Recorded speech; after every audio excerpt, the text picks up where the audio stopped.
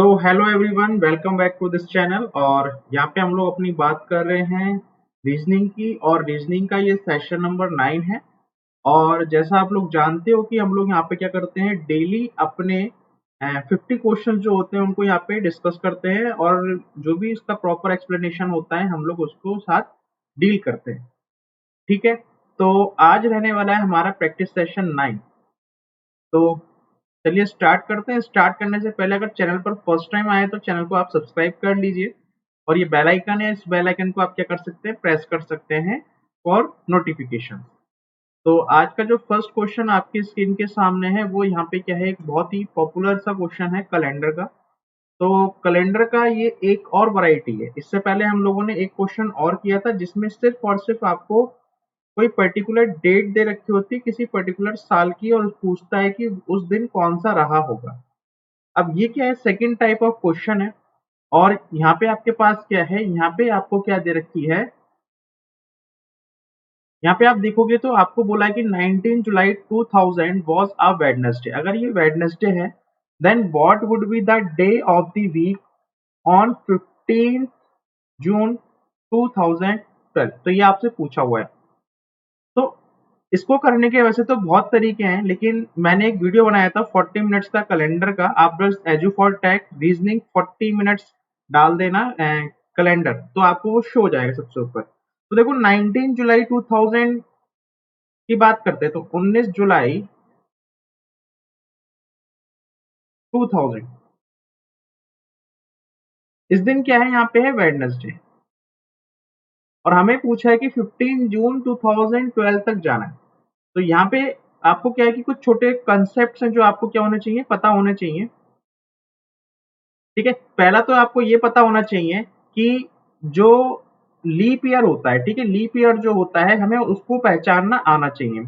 अब ये leap year क्या होता है, तो लीप ईयर आपके पास क्या होता है, आप सिंपली जो भी ईयर है, सपोज करो आपको 2002 दे रखा है, 2002 लीप ईयर है या नहीं है, आप सिंपली इसको 4 से डिवाइड कर दो। 4 की डिविजिबिलिटी आप चेक करो। तो 4 की डिविजिबिलिटी आप क्या करते हो, लास्ट की 2 जो डिजिट्स होती हैं उससे चेक करते हैं। 2 आपका 4 से डिवाइड हो पा रहा है, नहीं हो पा रहा। अगर यहाँ पर रिमाइंडर 0 नहीं आ रहा है तो मतलब ये एक लीप ईयर नहीं है। और आप एग्जाम्पल ले सकते हो, सपोज करो आप 2000 आपने लिया 8 ले लिया। अब आप क्या करोगे, इसको लीप ईयर चेक करने के लिए आप इसको 4 से डिवाइड करोगे। जब आप इसको 4 से डिवाइड करोगे तो क्या होगा, लास्ट की जो 2 डिजिट्स है ये 4 से पूरी तरीके से डिविजिबल हो रही है, मतलब रिमाइंडर आपको 0 मिल रहा है। और अगर रिमाइंडर आपको 0 मिल रहा है तो ये क्या बन रहा है, एक लीप ईयर बन रहा है। तो ये हमारा क्या है, लीप ईयर का कंसेप्ट है। लीप ईयर में क्या होगा, आपके पास जो फैब होगी वो ध्यान रखिएगा, वो आपकी 28 डेज ना होके 29 की होती है, बस ये डिफरेंस होता है। चलो, तो हम लोग क्या करते हैं, जो तरीका होता है इसका करने का, हम क्या करेंगे, पहले 19 जुलाई और 2012 है, मैं 2011 तक चले जाता हूँ। तो मैं यहाँ पे निकालूंगा 19 जुलाई 2011 में कौन सा दिन होगा। ठीक है, मैंने क्वेश्चन को अपने अकॉर्डिंग मॉडिफाई कर लिया। और अब हम लोग क्या करने वाले हैं, यहाँ पे निकालने वाले हैं कि इसमें कौन सा दिन आने वाला है।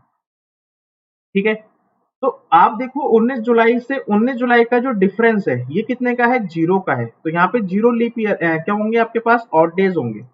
जुलाई और जुलाई में अंतर कितने का है, 0 का है, तो ये भी आपके पास क्या हो गया, 0 0 हो गया। अब आप देखो कि 2011 और 2000 में डिफरेंस कितने का है, तो आप कहोगे सर 2011 माइनस 2000, तो आप बोलोगे सर यहाँ पे डिफरेंस है 11 का। अब यहाँ पे मैं क्या लिखूंगा, यहाँ पे मैं लिखने वाला हूँ लीप ईयर कितने रहे होंगे 2000 से लेके 2011 तक।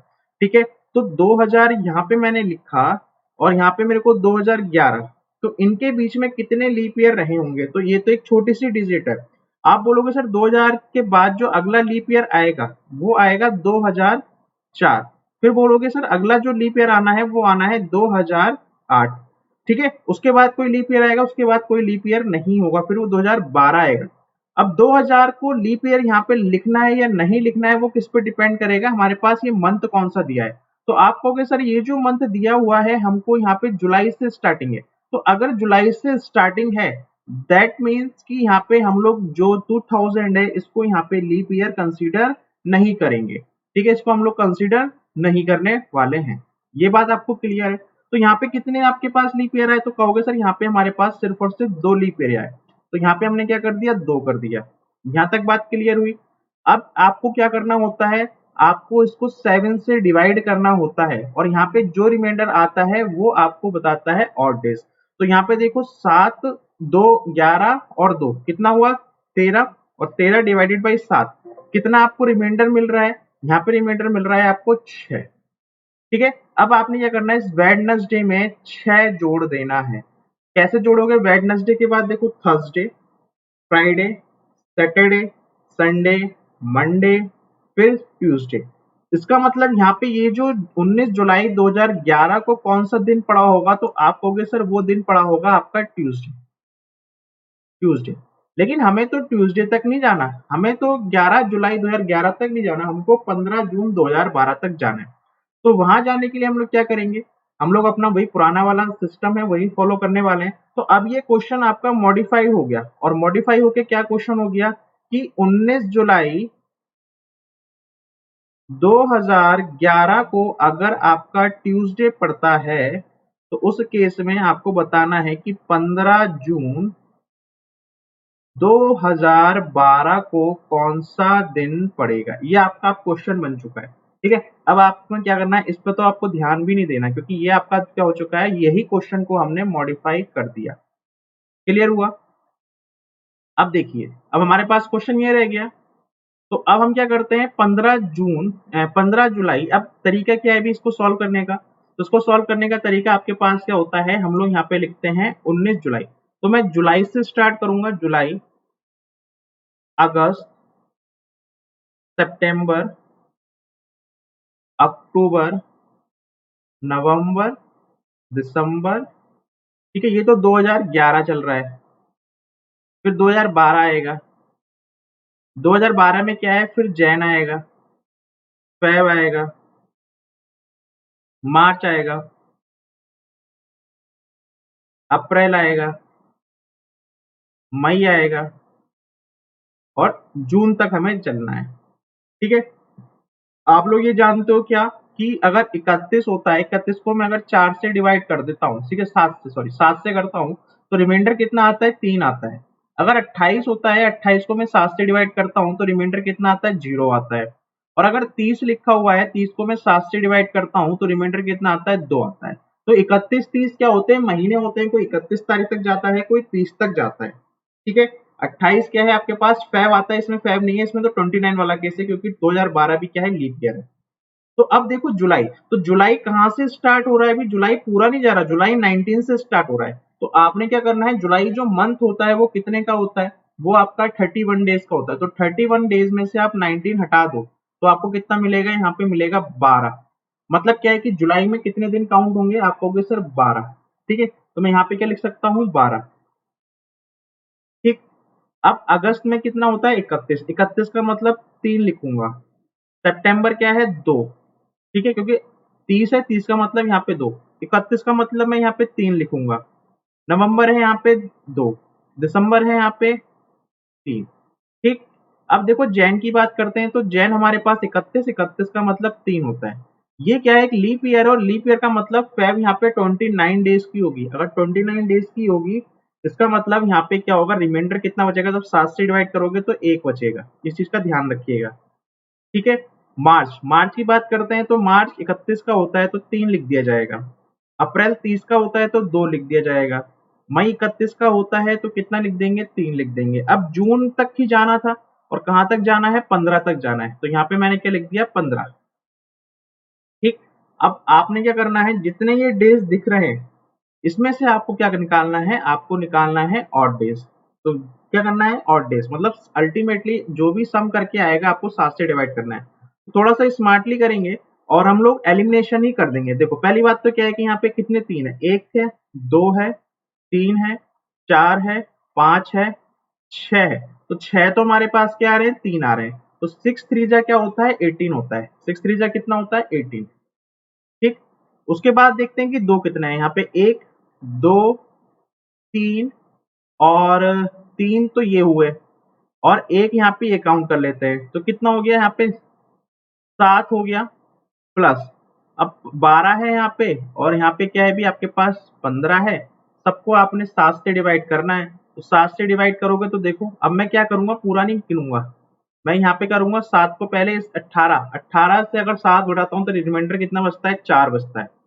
यहाँ पे रिमाइंडर कितना बचेगा, 0 बचेगा, प्लस 12 डिवाइडेड बाई 7 कितना रिमाइंडर बचेगा, आप कहोगे सर 5 बचेगा, प्लस 15 को अगर 7 से डिवाइड करता हूँ तो रिमाइंडर कितना बचेगा, 1 बचेगा। अब मैं इसको देखता हूँ क्या ये 7 से छोटी आ रही है, अभी नहीं आ रही, ये कितना बन रहा है, 10 बन रहा है, तो 10 अभी भी 7 से बड़ा है, तो एक बार और डिवाइड कर लेते हैं। तो अब कितना रिमाइंडर आएगा, आप कहोगे सर अब आएगा 3, तो 3 यहाँ पे रिमाइंडर आएगा। तो अब आपने क्या करना है, यहाँ से आपको फाइनल आंसर भी मिल जाएगा।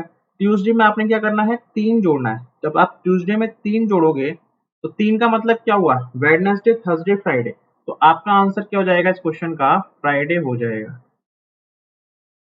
ये इस क्वेश्चन का आंसर हो जाएगा। ठीक है, तो यहाँ पे आप देख सकते हो कि मैंने आपको ये कंप्लीट क्वेश्चन यहाँ पे करा दिया है। हालांकि ये जो क्वेश्चन है, ठीक है, इस टाइप का क्वेश्चन मतलब एग्जाम में आ जाता हो तो टाइम टेकिंग तो है, बट क्या कर सकते हैं, ठीक है। तो जो कंसेप्ट है वो टोटली मैंने आपको बता दिया है।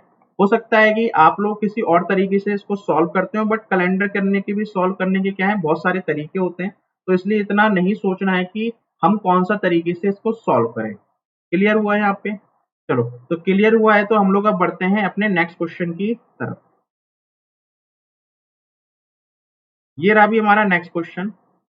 आपको यहाँ पे बताना है ऑड वाला, ठीक है, ऑड वाला आपको बताना है। चलिए इसको करते हैं।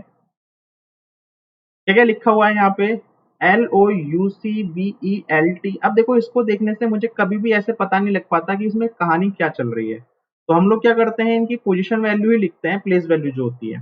तो एल की पोजीशन वैल्यू या प्लेस वैल्यू होती है 12, ओ की होती है 15, यू की होती है हमारे पास 21, सी होता है हमारे पास 3, बी की बात करते हैं तो बी होता है 2, एफ होता है 6, एल होता है 12, टी होता है 20। एल की बात करते हैं तो एल होता है हम लोगों का 12, पी होता है मेरे पास 16, वी होता है मेरे पास 22 और डी होता है हमारे पास 4। टी की बात करते हैं तो टी होता है 20, एक्स होता है हमारे पास कितना, एक्स वाई जेड मतलब 24, डी होता है 4 और एल होता है हमारे पास 12। अब देखते हैं इसमें क्या डिफरेंस नजर आ रहा है। यहाँ पे देखो, 12 से आपने 15 बनाया, मतलब आपने 3 ऐड किया। यहाँ पे कितना ऐड किया आपने, 4 ऐड किया। यहाँ पे कितना ऐड किया आपने, 4 ऐड किया। और यहाँ पे कितना ऐड किया आपने, 4 ऐड किया। एक तो डिफरेंस ये नजर आ रहा है कि शुरू में क्या हो रहा है, यहाँ पे सब में 4-4 हो रहा है और यहाँ पे 3 हो रहा है। उसके बाद और देख लेते हैं, कुछ और अंतर है, यहाँ पे 6 है, तो यहाँ भी 6 दिख रहा है मुझे, यहाँ भी 6 दिख रहा है, और 24 में भी 6 जोड़ोगे तो आपके पास 4 आएगा। ठीक है, 21 से क्या हो रहा है, आपके पास 3 बन रहा है, तो ये आपका कितना है, भी लगभग 8 के बराबर है। भाई 21 के बाद कितना होगा, 22, 23, 24, 25, 26, 1, 2, 3, तो कितना हुआ, 6, 7, 8, 8 जुड़ा, यहाँ पे भी 8 जुड़ा, और यहाँ पे भी 8 का अंतर है, और यहाँ पे भी क्या है, 8 का अंतर है। तो एक ही यहाँ पे हमारा आंसर वैसे मिल गया था हम लोगों को, वो यही वाला था कि इन दोनों में जो डिफरेंस है वो यहाँ पे 3 का है, बाकी सब में कितना चल रहा है, 4 का चल रहा है। तो इसलिए इस क्वेश्चन का आंसर बन गया ऑप्शन 1। क्लियर हुआ, चलो नेक्स्ट क्वेश्चन। नेक्स्ट क्वेश्चन क्या है हमारे पास, यहाँ पे साइलॉग का क्वेश्चन है, और बनाते हैं इसको।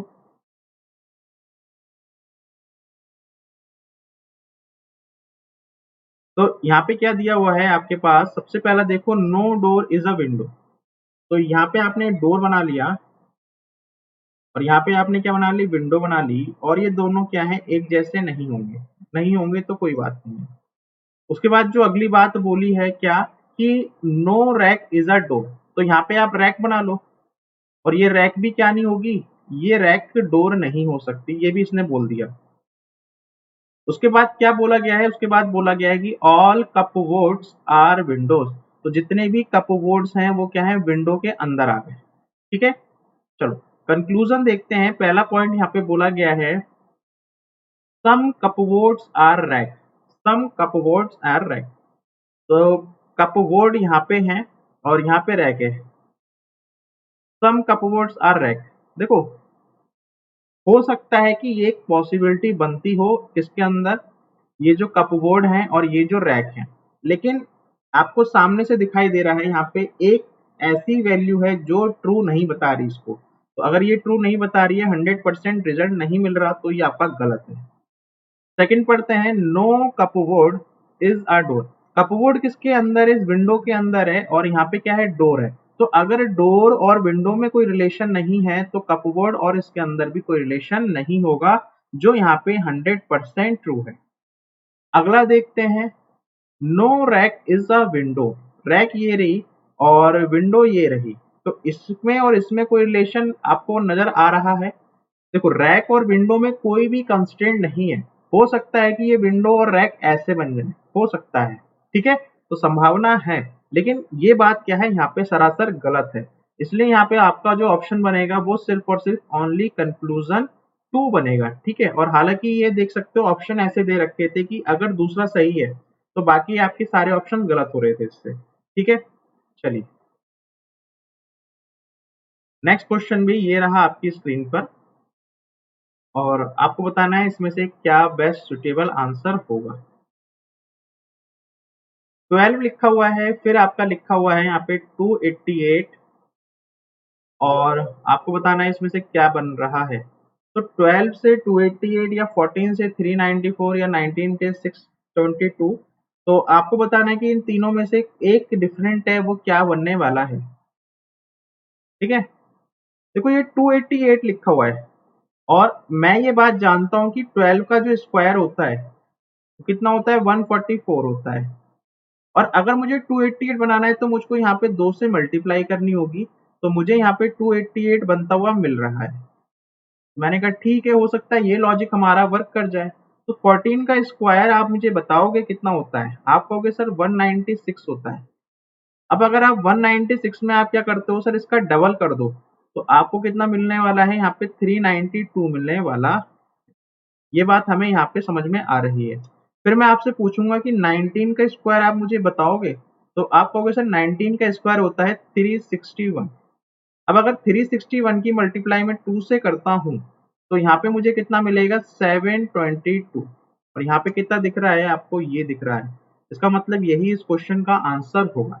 आप चाहें तो अगला भी चेक कर सकते हैं, 11 का स्क्वायर 121 होता है, और 121 की मल्टीप्लाई जब आप 2 से करोगे तो ये 242 बन जाएगा, ठीक है। चलिए आगे बढ़ते हैं, नेक्स्ट क्वेश्चन। आपको बताना है कि इसमें से कौन सा पेयर आपका बनता हुआ दिख रहा है, यही तो बोला हुआ है।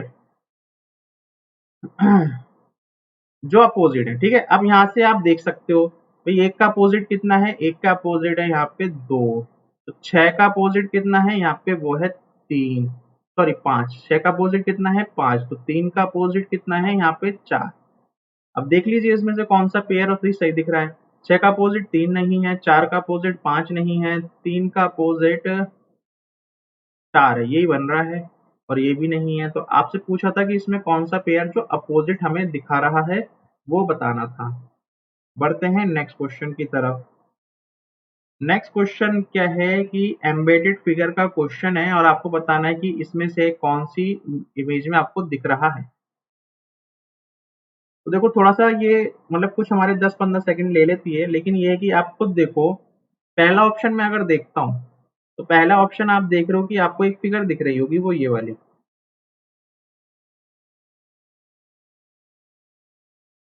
ये। और यही फिगर क्या दिख रही है, हूबहू मुझे फर्स्ट ऑप्शन नजर आ रहा है, तो यही इस क्वेश्चन का आंसर बन जाएगा। हम लोग बढ़ते हैं नेक्स्ट क्वेश्चन की तरफ। नेक्स्ट क्वेश्चन क्या है हमारे पास, पेपर फोल्डिंग का है, ठीक है। तो देख लीजिए कैसे इसको फोल्ड किया जा रहा है, उसके बेसिस पे हम लोग आंसर देते हैं अपना। तो सबसे पहले आपके पास पेपर था, आपने क्या किया, इसको अप साइड फोल्ड किया, फिर उसके बाद आपने राइट साइड फोल्ड किया। तो अब खोलोगे भी आप ऐसी, तो पहले तो इसकी बनेगी यहाँ पे मिरर इमेज, तो ये बनेगा, इस साइड में ये बनेगा, यहाँ पे स्क्वायर बनेगा और यहाँ सर्कल बनेगा। फिर सिमिलरली यहाँ पे 4 ये बनेंगे, फिर यहाँ पे भी स्क्वायर और यहाँ पे भी स्क्वायर, यहाँ पे ये ओवल शेप बनेगी, और यहाँ पे क्या बनेगा, इस तरीके से रेक्टेंगल वाली चीज बनेगी। तो ये आपके पास फिगर बननी चाहिए। अब ये ऑप्शन आपको कहाँ पे दिख रहा है, मुझे या तो 3 होना चाहिए या 4 होना चाहिए, मतलब ये नहीं होगा और ये भी नहीं होगा।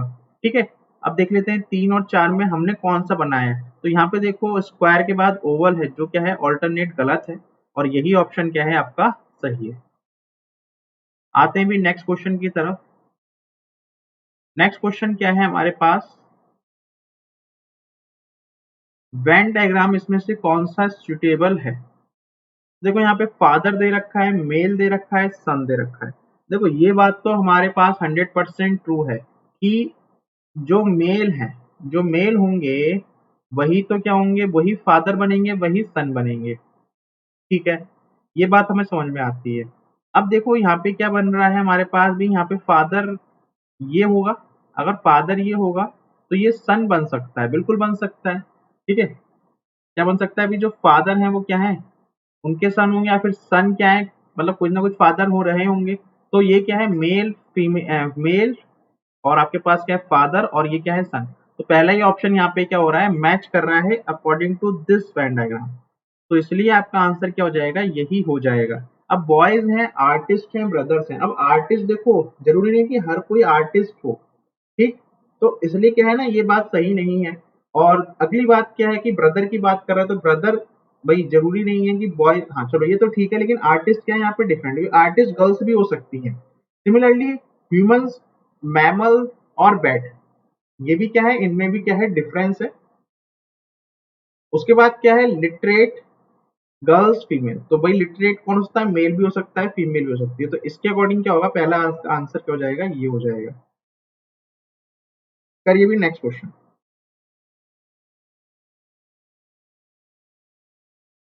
इस क्वेश्चन में क्या बोला गया है, आपको बताया जा रहा है कि select the option which numbers are related. आपको बताना है कि कौन सा इसको फॉलो कर रहा होगा इस ट्रेंड को। तो 44 लिखा हुआ है, 28, 24 लिखा हुआ है, और ये 132। तो एक काम हम लोग क्या कर सकते हैं, देखो 44 से ये कुछ ना कुछ नंबर से डिवाइड हो रहा है, जो मुझको मतलब कहीं ना कहीं अगर दिख रहा है। तो 44 को अगर मैं क्या करता हूँ, 3 से मल्टीप्लाई करता हूँ, तो मुझे कितना मिलता है, ये 132 मिलता हुआ दिख रहा है। अब क्वेश्चन ये है क्या कि 44 को मैंने 3 से ही क्यों मल्टीप्लाई किया। तो मेरे दिमाग में ये चीज कैच कर रही है कि जो बीच में नंबर लिखा है दैट इज 24, अगर मैं इसको 8 से डिवाइड कर देता हूँ, तो सब उस 8 को डिवाइड कर दिया तो मेरे को 3 मिलता है। तो मैंने इस 3 को यहाँ पे मल्टीप्लाई कर दिया। ठीक है, ये हो सकता है। लेकिन अगर मैं बाकी ऑप्शन देखूं, क्या बाकी ऑप्शन भी हमारे क्या हो रहे हैं, अभी इस 3 से 8 से डिवाइड हो रहे हैं। तो 8 से डिवाइड ना 26 होता है, ना ये होता है, ना ये होता है, ना ये होता है। लेकिन क्या है कि यहाँ पे 8 से डिवाइड, ये भी 8 से डिवाइड होता है, ये भी 8 से डिवाइड होता है, ये भी 8 से डिवाइड होता है, ये नहीं होता। तो हो सकता है कि ये क्या बना हो, अगर आपके पास भी ये फिगर ऐसी है a कॉमा बी कॉमा सी, अगर ये है तो यहाँ पे रिलेशन हो सकता है ये बन रहा हो, a into B divided by 8। अब इसमें चाहे आप 8b को काटो, चाहे 8 इससे काटो, आपका आंसर बनेगा। तो हम इसी को सेटिस्फाई करते हैं। देखो पहला तो आपका जो ऑप्शन है 46 और 22, ये आपके 8 से टोटल नहीं जा रहा है, तो इसलिए इसको तो मैं चेक ही नहीं करता, मैं इसको चेक करता हूँ अब सेकंड वाले को। ठीक है, तो सेकंड वाले को चेक करते हैं। तो 32 लिखा हुआ है, यहाँ पे मल्टीप्लाई बाई 28 डिवाइडेड बाई 8। तो 8 से करता हूँ, तो 8 से कितनी बार जाएगा, ये 4 बार जाएगा। अब 28 की टेबल अगर मैं 4 बार पढ़ता हूँ, तो ये बनेगा 32, और 32 का मतलब 112। यहाँ पे कितना है 250, तो इसलिए ये ना ही होगा। अगला नंबर क्या है अभी, 16 डिवाइडेड बाई 26 अपॉन 8। 8 से ये 2 बार जा रहा है, तो ये कितना होना चाहिए था, 52 होना चाहिए था, जो नहीं है, ये भी गलत हो गया। इसको चेक कर लेते हैं, यहाँ पे लिखा है 56 मल्टीप्लाई बाई 26 डिवाइडेड बाई 8। तो ये 8 से 7 बार जा रहा है, तो 26 की मल्टीप्लाई में 7 से करता हूँ, तो यहाँ पे मुझे 182 मिलता है, और यही क्या बनेगा फिर इस क्वेश्चन का आंसर बनेगा। ठीक है, तो यही इस क्वेश्चन का आंसर होगा, और ये भी इसका आंसर नहीं होगा। तो ये क्या होता है, हिट एंड ट्रायल पे बेस्ड होता है, आप कितना जल्दी जो इसके पीछे लॉजिक लगा हुआ है उसको आप कैच कर पाते हो।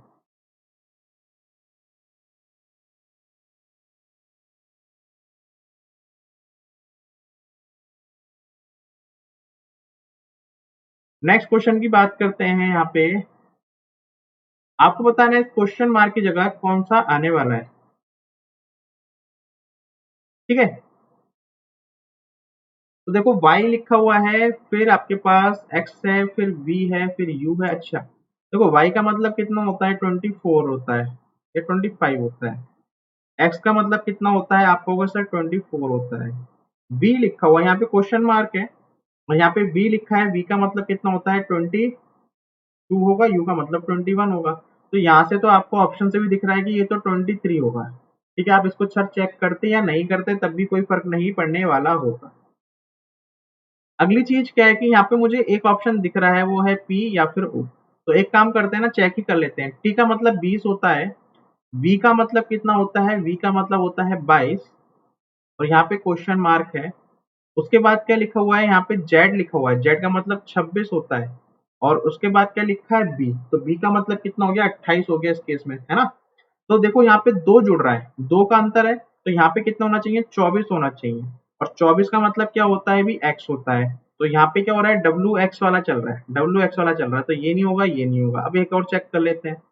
U का मतलब 21 होता है, R का मतलब 18 होता है, यहाँ पे क्वेश्चन मार्क है, यहाँ पे 12 लिखा है और यहाँ पे लिखा है 9। तो यहाँ पे 3 का अंतर, यहाँ पे भी 3 का माइनस हो रहा है, कम हो रहा है ना।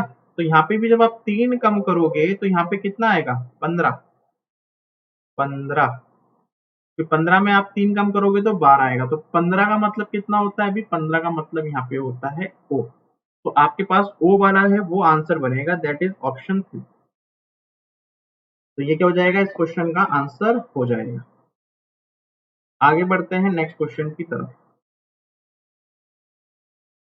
क्या करना है आपको, यहाँ पे जो ब्लैंक्स आपको दिख रहे हैं वो आपको फुल करने हैं, फिल करने हैं। ठीक है, ये आपको क्वेश्चन समझ में आया, आपने पढ़ लिया होगा। मैं थोड़ा सा बड़ा कर देता हूँ ताकि आपको भी विजिबल रहे। अब यहाँ पे देखो तरीका क्या बताया, जहाँ पे आपको सबसे ज्यादा अल्फाबेट दिख रहे हैं। मुझे दिख रहा है MDJ, MDJ और ऑप्शन से मुझे नजर आ रहा है कि पहले दो में तो C और J भर दूं। तो C और J भर दिया तो मेरे आधा क्वेश्चन तो यहीं पे निकल गया होगा क्वेश्चन सॉल्व। देखो ये, ठीक है। और मैक्सिमम देखो यहाँ पे N मुझको नहीं लगता कि होगा, क्योंकि बाकी में C और P, तो C P तक मैं चलता हूँ और बाकी मुझे यहाँ पे देखो O भी दिख रहा है। देखो ये तो मैंने एलिमिनेट कर दिया, ठीक। अब मैं क्या करता हूँ, इसमें C भर दिया, फिर J भर दिया, फिर मैं C भरता हूँ, फिर मैं P भरता हूँ। ठीक, ये मैंने भरा है। अब आप देखो, अब यहाँ तक तो आपका बन चुका है ना। अब देखो अगला क्या है, P के बाद O लिखा हुआ है और यहाँ पे N है और यहाँ पर भी N है, तो मेजोरिटी किसकी है, यहाँ पे N की चल रही है। तो मैं क्या करता हूँ अपना और इसको N फिल कर देता हूँ। एक बार मैं N फिल करके देख लेता हूँ। ठीक है, अब N जैसे ही फिल किया, अब मेरे पास लास्ट में क्या बन रहा है, यहाँ पे O बनेगा, क्योंकि मैं इस वाले को हटा दिया है। O बन रहा है और N बन रहा है। P और J में फाइट है, तो क्या यहाँ पे P बन जाएगा। डी के बाद आपको P दिख रहा है, डी के बाद मुझको J दिख रहा है, डी के बाद मुझको J दिख रहा है। तो जब डी के बाद मुझको J दिख रहा है तो इसका मतलब यहाँ पे J बनेगा और ये नहीं बनेगा। अब चेक कर लो, C J C P N J और O, तो हमारा आंसर क्या बन जाएगा, ऑप्शन 4। ये क्या होगा, इस क्वेश्चन का आंसर होगा। बड़े आगे चलिए, आपको बताना है कि इसमें से क्वेश्चन मार्क की जगह क्या आएगा। ये रहा अभी क्वेश्चन आपके स्क्रीन के सामने। तो दोनों को ही चेक करना पड़ेगा ना, पहली बात तो दोनों को चेक करना पड़ेगा। पहले इसको देख लेते हैं, इसके साथ कहानी क्या चल रही है। पहले ये ऐसे था, फिर क्या हुआ होगा, इसकी वाटर इमेज बनी होगी तो ये ऐसे बना। बट कंडीशन क्या हुई कि इस बार जो फिलिंग थी वो दूसरी की हो गई, इसकी नहीं हुई। फिर क्या हुआ, ये वाला घूमा 180 डिग्री। ठीक है, तो 180 जब डिग्री घूमेगा तो ये क्या बनेगा, ये ट्राइंगल नीचे आ गया और ये वाला इस तरीके से ऊपर को चढ़ गया और ये ऐसे हो गया। आपने क्या इसको पूरी तरीके से पलट दिया, या मैं बोलूं कि आपने क्या करा, फर्दर इसका क्या किया, वाटर इमेज किया। तो अब मैं क्या करूंगा, यहाँ पे भी फर्दर इसकी वाटर इमेज बनाऊंगा, तो कैसी बनेगी, ऐसे बनेगी और ये ट्राइंगल बनेगा। लेकिन फिलिंग किसकी होगी, इस बार इसकी होगी, इस रेक्टेंगल की होगी। तो ऐसा मुझे कौन सा दिख रहा है, या तो ऑप्शन 2 दिख रहा है या ऑप्शन मुझे 4 दिख रहा है। तो यहाँ पे मेरे 2 या फिर 4, तो ये वाला एलिमिनेट हुआ, ये वाला एलिमिनेट हुआ। तो ये तो हमने कहानी किसकी डिस्कस करी, स्क्वायर की। अब हम बात करेंगे किसकी, इस बॉक्स की, रेक्टेंगल के बॉक्स की। पहली बार क्या हुआ, ये जब नीचे की तरफ शिफ्ट हुआ तो क्या हुआ, इसका जो फिलिंग था वो चेंज हो गया, जो शेडेड था वो अनशेडेड हो गया, जो अनशेडेड था वो शेडेड हो गया। अगली बार क्या हुआ, ये ऐसे ही चला, ठीक है, जैसा था ये ऐसे ही चला और शेडेड और अनशेडेड हो गया। अब क्या होगा ये वाला, अब जो शेडेड है वो अनशेडेड हो जाएगा और जो अनशेडेड है वो शेडेड हो जाएगा। तो ये वाला जो सेटिस्फाई कर रहा है वो ऑप्शन 2 सेटिस्फाई कर रहा है। तो इस क्वेश्चन का जो आंसर हमारा होगा वो क्या बन जाएगा भी यहाँ से, ऑप्शन 2। तो ऑप्शन 2 क्या बनेगा आपका इस क्वेश्चन का आंसर हो जाएगा। क्या भी इतनी बात आपको क्लियर है? चलो क्लियर है तो आगे बढ़ते हैं।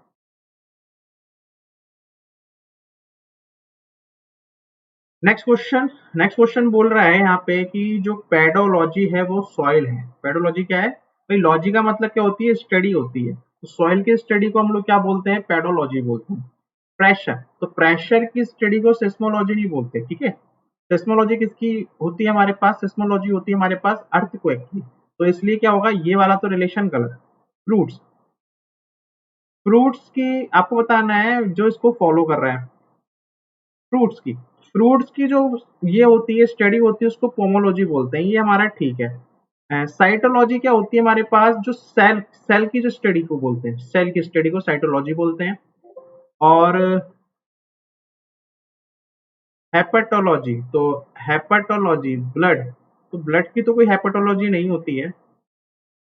हेपेटोलॉजी आपका होता है शायद लीवर, लीवर ये होता है आपका पास लीवर, ठीक है। तो ये लीवर से रिलेटेड है ना कि ब्लड से। तो आपका आंसर क्या है इसका क्वेश्चन, ऑप्शन 2। चलिए आपको साइन रिप्लेस करना है इसका और बताना है क्या इसका आंसर होगा पॉसिबल।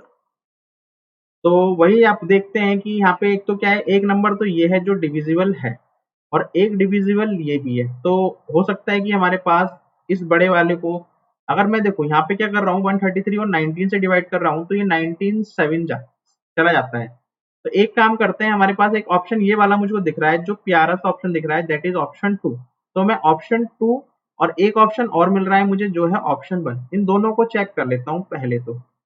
ठीक है, पहले इनको चेक करते हैं। चलो पहला देखते हैं कि पहला ऑप्शन क्या है। 14 की मल्टीप्लाई 7 से करूंगा, फिर प्लस का 39, फिर माइनस का 133, फिर डिवाइडेड बाई 19। ये हमें क्या 130 दे पाएगा, देखते हैं।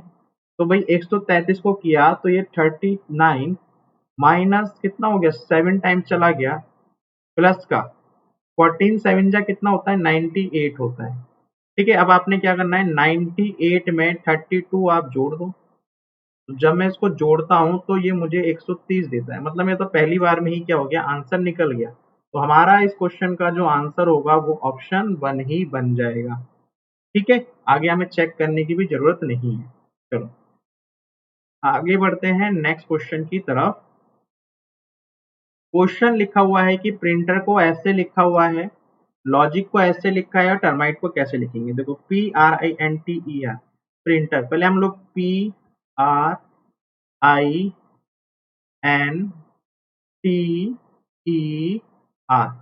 सबसे पहले क्या करते हैं, प्लेस वैल्यू ही लिखते हैं। तो P की आप अगर मुझे प्लेस वैल्यू बताओगे तो आप कहोगे सर इसकी 16 होती है। क्या होती है, 16 होती है। अच्छा, R की कितनी होती है, 18 होती है। अच्छा, I की कितनी होती है, 9 होती है। N की कितनी होती है, N की होती है भाई 14 होती है। T की कितनी होती है, 20 होती है। E की कितनी होती है, 5 होती है। और R की कितनी होती है, 18 होती है। ये क्या है, इनकी प्लेस वैल्यू है। अच्छा, P का अपोजिट क्या होता है, I होता है। P का अपोजिट क्या होता है, I होता है। नहीं, P का अपोजिट K होता है, I का अपोजिट R होता है। अब देखो मैं अगर यहाँ पे वैल्यूज देखूं, ठीक है, मैं चलो यहाँ पे वैल्यूज भी लिख देता हूँ जो मुझे यहाँ पे दिख रही है। 11 है, इसको 18 लिखा है, इसको भी 18 लिखा है, फिर यहाँ पे 14 लिखा गया है, फिर यहाँ 7 लिखा है, यहाँ 5 लिखा है, यहाँ 9 लिखा है। ये इस तरीके से क्वेश्चन को इसने प्रिंटर को ऐसे लिखा है। अब अगर आप देखो कि ये जो वाला है 18 और 18 ये मैच कर रहा है, 14 और 14 मैच कर रहा है, 5 और 5 क्या कर रहा है, मैच कर रहा है। मतलब ऑल्टरनेट पे क्या हो रहा है, मैचिंग हो रही है। लेकिन इसकी कहानी कुछ और चल रही है। ये डबल होता लेकिन डबल नहीं है। तो आप मुझे बताओ क्या कि ये जो 11 है ये बेसिकली क्या है, ये के का कोड है और के क्या है, इस पी का अपोजिट है। आप समझते हो। तो भाई आई का अपोजिट क्या होता है, इंडियन रेलवे, दैट इज ये। तो ये 18 किसकी वैल्यू है, ये आई की नहीं आर की वैल्यू है। फिर 7 किसकी वैल्यू है, जी टी है ना, जी टी। और आर क्या मतलब हुआ आपके पास, आई, ये आई की वैल्यू है। तो अब आप समझ गए कि क्या हुआ होगा, जो आपका स्टार्टिंग वाला है उसको तो हमने क्या किया है, उसका अपोजिट लिखा है, और जो छोड़ दिया गया है उनका क्या है, वो एज इट इज लिख के उसकी प्लेस वैल्यू लिख दी गई है। बात आपके पास क्लियर हुई। अब हमें क्या यहाँ पे वर्ड बनाना था, वो हमें बनाना था टर्माइट। तो मैं यहाँ पे लिखता हूँ T E R M I T E, ये टर्माइट है। ठीक है। अब इसको करते हैं, पहले इसका टी का अपोजिट क्या होता है, आप कहोगे सर जी टी होता है, ई हमारा एज इट इज चलेगा, आर का अपोजिट क्या होता है, आई होता है, एम हमारा क्या होगा, एज इट इज चलेगा, आई का अपोजिट क्या होगा, आर होगा, टी हमारा एज इट इज लिखा जाएगा, और ई का अपोजिट क्या होता है, आप कहोगे सर वी होता है। ठीक है। अब देख लो आपके पास ये वाला है, इसकी आपने सिर्फ और सिर्फ प्लेस वैल्यू लिखनी है। देखो 7, 5, 9, 14, सॉरी 14 नहीं 13,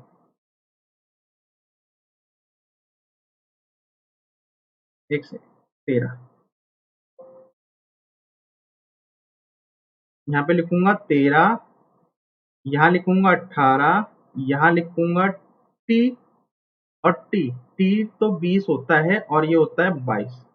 अब आप इसको चेक कर लो भी, 7, 7, 5, 9, 13, 7, 5, 9, 13, उसके बाद 18, 20, 22। तो ऑप्शन क्या बन गया मेरे पास, ऑप्शन पहला ही बन गया। ठीक है। इस लॉजिक को आपको चेक करने की नीड नहीं है, अपना टाइम ही खराब करोगे। जब आपने एक बार पहली बार में ही कंफ्यूजन मतलब पकड़ लिया कि इसमें लॉजिक क्या छिपा हुआ है, तब आप क्या कर पाओगे, कर पाओगे। अब देखो इस टाइप के क्वेश्चंस हम लोग क्यों कर पा रहे हैं, क्योंकि मैं बार बार यही बोलूंगा कि मैं आपके साथ लगा हुआ हूँ जिस तरीके से। तो यहाँ से ये समझ में आ रहा है कि क्या क्या पॉसिबिलिटीज बन सकती है हमारे पास क्वेश्चन की। ठीक है। तो उसी को समझते हुए क्या हो रहा है, हमारे पास ये क्वेश्चन सॉल्व हो पा रहे हैं।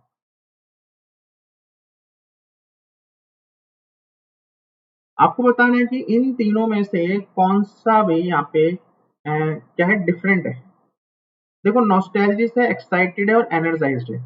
ये सब क्या है, एक तरीके से उत्साह को दिखा रहे हैं। ठीक है, किसी चीज के लिए जागरूक है, उत्साह है। लेकिन टिमिड क्या होता है, किसी चीज को क्या करता है, ठंडा करने का काम करता है, सुस्त करने का काम करता है। तो टिमिड क्या है, यहाँ पे एक तरीके से सुस्त है, ठंडा है, मतलब एक नेगेटिव फीलिंग आपको दे रहा है। एक्साइटेड मतलब एक्साइट होते हैं, पॉजिटिव है, एनर्जी मिल रही है आपको, एनर्जाइज हो रहे हो।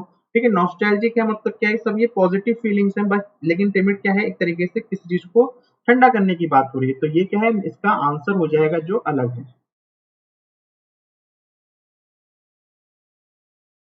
नेक्स्ट क्वेश्चन भी आपकी स्क्रीन पे है।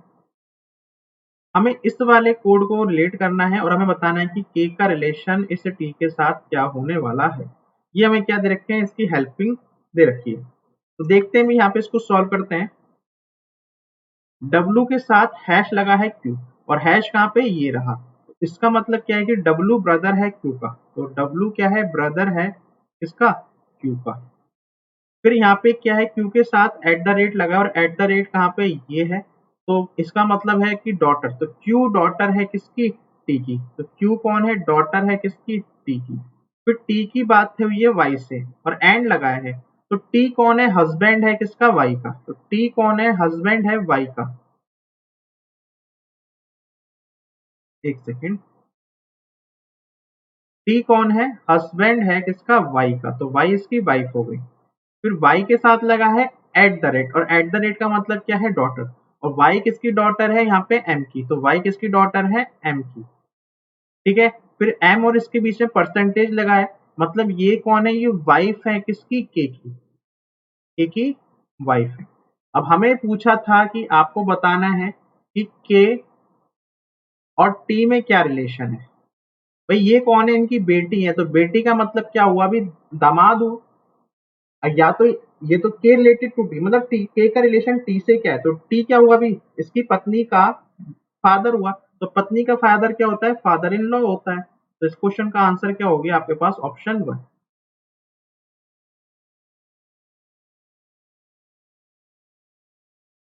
नेक्स्ट क्वेश्चन क्या है भी, यहाँ पे आपको सीरीज बनानी है। तो सीरीज बनाते हैं यहाँ पे। 18, 29, 42 लिख लेते हैं यहाँ पे।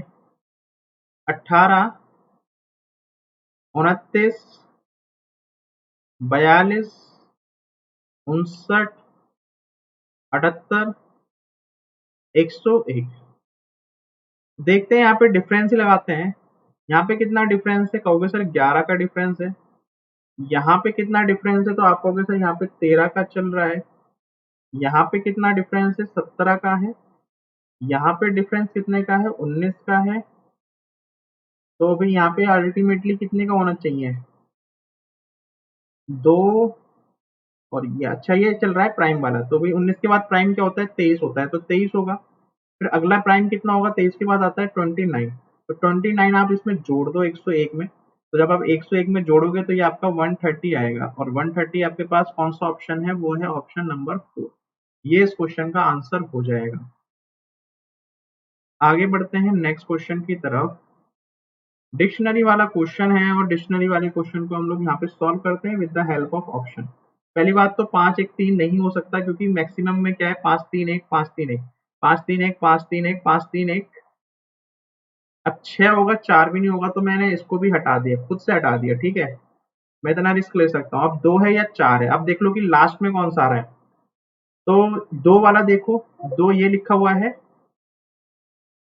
और 4 ये लिखा है। इसमें देख लो कि इसके बाद कौन सा आएगा, कैरेट है या फिर कार्ट हो। तो भी आपको पता है 2 वाला आखिरी में आएगा, क्योंकि आर पहले आता है, टी बाद में आता है। तो ऑप्शन क्या हो गया हमारे पास, यहाँ से चौथा हो गया सही, ठीक है।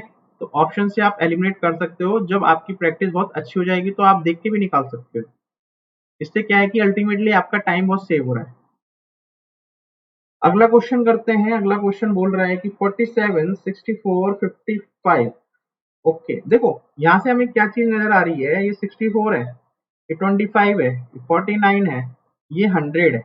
ये सब क्या है, किसी ना किसी के स्क्वायर है। क्या है, किसी ना किसी के स्क्वायर है।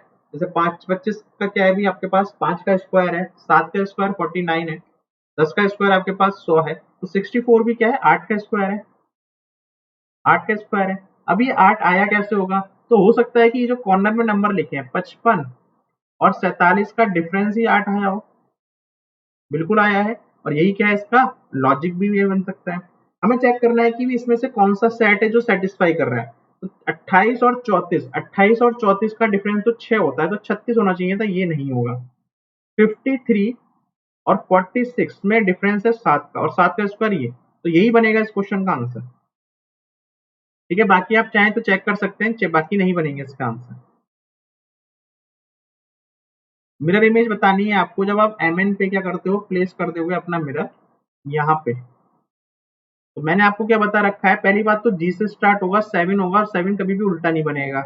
6 बनेगा, 6 बनेगा, 2 कभी उल्टा नहीं बनेगा, 3 बनेगा, 3 बनेगा, पी बनेगा, पी बनेगा, एफ कभी उल्टा नहीं बनेगा, वाटर इमेज नहीं बनेगी। तो आपके पास आंसर यहाँ से निकल आया। ऑप्शन से ही आप क्या कर सकते हो, एलिमिनेट कर सकते हो, ठीक है।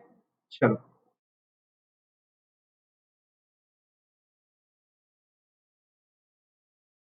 क्या बोला हुआ है कि डार्क को सी बी क्यू जे लिखा हुआ है, साउंड को ऐसे लिखा है, तो टॉक्सिक का क्या होगा। अल्टीमेटली क्या है कि हम लोग यहाँ पे क्या लॉजिक पकड़ेंगे पहले। तो डी ए आर के, डी ए आर के को क्या लिखा हुआ है, सी बी क्यू जे। अगर मैं इसको देखूं थोड़ा सा, आपने भी वैसे पहचान लिया होगा। क्या हो रहा है यहाँ पे डी, तो डी में क्या हो रहा है, अभी आप एक कम करो, डी का मतलब 4, इसका मतलब 3, यहाँ पे तो एक घटा, यहाँ पे क्या हुआ, एक जुड़ा। आर कितना होता है मेरे पास, आर होता है 18 और ये होता है 17, तो एक कम हुआ, के 11 होता है। और जे मेरे पास क्या हुआ है यहाँ पे, बड़ा। तो जे अगर बड़ा है तो नहीं, कम हुआ है ना यहाँ पे भी। अच्छा, तो माइनस प्लस, फिर माइनस माइनस। चलो देख लेते हैं, साउंड को भी चेक करना पड़ेगा इसमें क्या बन रहा है, तभी हम कुछ कर पाएंगे आगे, है ना। S U O U N D, sound. Sound को लिखा हुआ है R T B M C. तो देखो यहाँ पे क्या हो रहा है, यहाँ पे पहले कम हुआ, 15 से 16 बना, फिर 21 से 22 बना, है ना। फिर यहाँ पे कम हुआ, फिर यहाँ पे भी कम हुआ,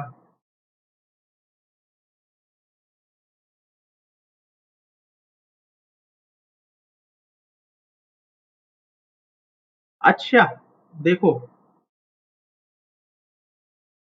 देखो अगर आपने थोड़ा सा इसको ध्यान से देखा हो, ठीक है, तो आप समझ गए होगे। देखो ओ क्या लिखा हुआ है और यू क्या लिखा हुआ है और यहाँ पे ए लिखा हुआ है। तो जो मेरे वॉवल्स हैं, ठीक है, जो मेरे वॉवल्स हैं उसमें तो हम लोग क्या कर रहे हैं, प्लस का वन कर रहे हैं। लेकिन जो मेरे कॉन्सोनेंट है उसमें क्या कर रहे हैं, माइनस का वन कर रहे हैं। देखो यही तो हो रहा है। आप वॉवल्स के साथ ही सिर्फ वन ऐड कर रहे हो, लेकिन कॉन्सोनेंट के साथ क्या कर रहे हो, आप डिफरेंस मतलब माइनस कर रहे हो। तो अब ये हमारा क्वेश्चन बन जाएगा, क्या लिखना था हमको, टी ओ एक्स आई सी, टॉक्सिक। तो टॉक्सिक में क्या होगा, आपके पास जो वॉवल है यहाँ पे कितना है, अभी एक ये वॉवल है, एक ये वॉवल है। इसमें तो आप वन करोगे, बाकी से घटाओगे। तो टी से एक कम करोगे तो एस आएगा, 15 से 16 पे जाओगे तो पी आएगा। और एस पी कौन सा ऑप्शन है, ऑप्शन वन। क्लियर हुआ? चलो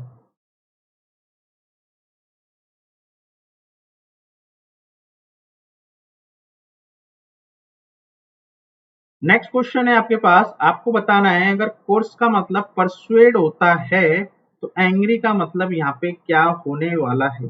पहली बात तो क्या है, परसुएड करना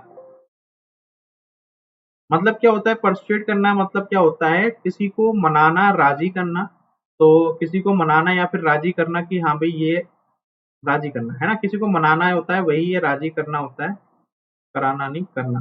ठीक है। फोर्स फोर्स का मतलब भी क्या होता है, कोई किसी चीज के साथ जबरदस्ती करी जाती है, जबरदस्ती। तो जबरदस्ती कर रहे हो, जैसे कि मूवी का प्लान बन रहा है, ठीक है, पापा से बोल रहे हो, मम्मी से बोल रहे हो कि मूवी चलना है या मूवी हमें जाना है देखने। तो क्या कर रहे हो आप, उसको जबरदस्त पहले तो राजी कराने की कोशिश कर रहे हो, या कह सकते हैं कि यहाँ भाई वो मान नहीं रहे हैं बट फिर भी आप करने की कोशिश कर रहे हो, मतलब वो जबरदस्ती वाली बात है। जबरदस्ती और राजी करना एक तरीके से एक दूसरे का सेम मीनिंग दे रहे हैं। तो एंग्री का मतलब क्या होता है, भी गुस्सा होना, क्रोध होना। ठीक है। गुस्सा होने का यहाँ पे आपको और मीनिंग क्या दिख रहा है, फ्यूरियस। फ्यूरियस का मतलब भी क्या होता है, गुस्सा ही होना होता है। तो एंग्री क्या हो जाएगा आपके पास, लेट कर जाएगा फ्यूरियस से। ठीक। इंटिमिडेट क्या होता है, धमकी देना होता है, धमकी देना। डेंजरस तो क्या हो गया, खतरा हो गया। और डैमेजिंग क्या हो गया, अभी कोई चीज किसी चीज के लिए मतलब क्या है, हानिकारक है। ठीक है। चलो नेक्स्ट क्वेश्चन। नेक्स्ट क्वेश्चन हमारे सामने है और हमें बताना है कि इसमें से कौन सा ठीक है। अब देखो ये वाला क्वेश्चन, 485, 25, 23, 401। अब यहाँ पे क्या है कि थोड़ा सा आपकी जो मैथ है वो यहाँ पे काम आने वाली है। मतलब क्या है कि यहाँ पे 485 लिखा है, अगर पहला नंबर देखूं 485, या छोड़ो मैं 401 देखता हूँ। तो 23 को 401 के पास तो आप पहुंचने में मतलब थोड़ा टाइम लगेगा। लेकिन अगर मैं बोलूं कि 23 को आप 20 लिख लो, 23 में से अगर मैं 3 निकालूंगा तभी 20 लिख पाऊंगा। मैंने 20 लिख दिया। अब मैंने इस 20 का जैसे ही स्क्वायर किया तो मुझे कितना मिला, 400 मिला। 400 मिला। अब मैंने इस 400 में क्या किया, 1 ऐड किया तो मुझे 401 मिला। बात हमें समझ में आई। तो हो सकता है ये जो 25 है, इस 25 को पहले मैं 3 घटाऊंगा। जब मैं इस 25 में से 3 निकालता हूं तो मुझे मिलता है यहाँ पे 22। अब 22 का स्क्वायर तो मैंने याद कर लिया, कितना होता है, 484 होता है। कई बार पूछा हुआ भी, इसलिए याद कर लो। 484 होता है, इसमें हम प्लस 1 कर देंगे तो ये 485 बन रहा है। 485 बन रहा है। अब हमारे पास जो नेक्स्ट नंबर है वो है 21। अब 21 में से मैं 3 निकालता हूं, कितना आता है, 18 आता है। कितना आता है, 18 आता है। अब 18 का स्क्वायर करता हूं तो 324 होता है। और 324 में मुझे करना था प्लस का 1, तो ये कितना बनेगा, 325। तो इस क्वेश्चन का आंसर कितना हो जाएगा, 325 हो जाएगा। क्लियर है भी, कितना हो जाएगा, 300। ठीक। चलो भी नेक्स्ट क्वेश्चन करते हैं। और यहाँ पे आपको बताना है कि इस फिगर में कितने ट्राइंगल्स आपको दिख रहे हैं, कितने ट्राइंगल यहाँ पे आपको दिख रहे हैं। करिए इसको।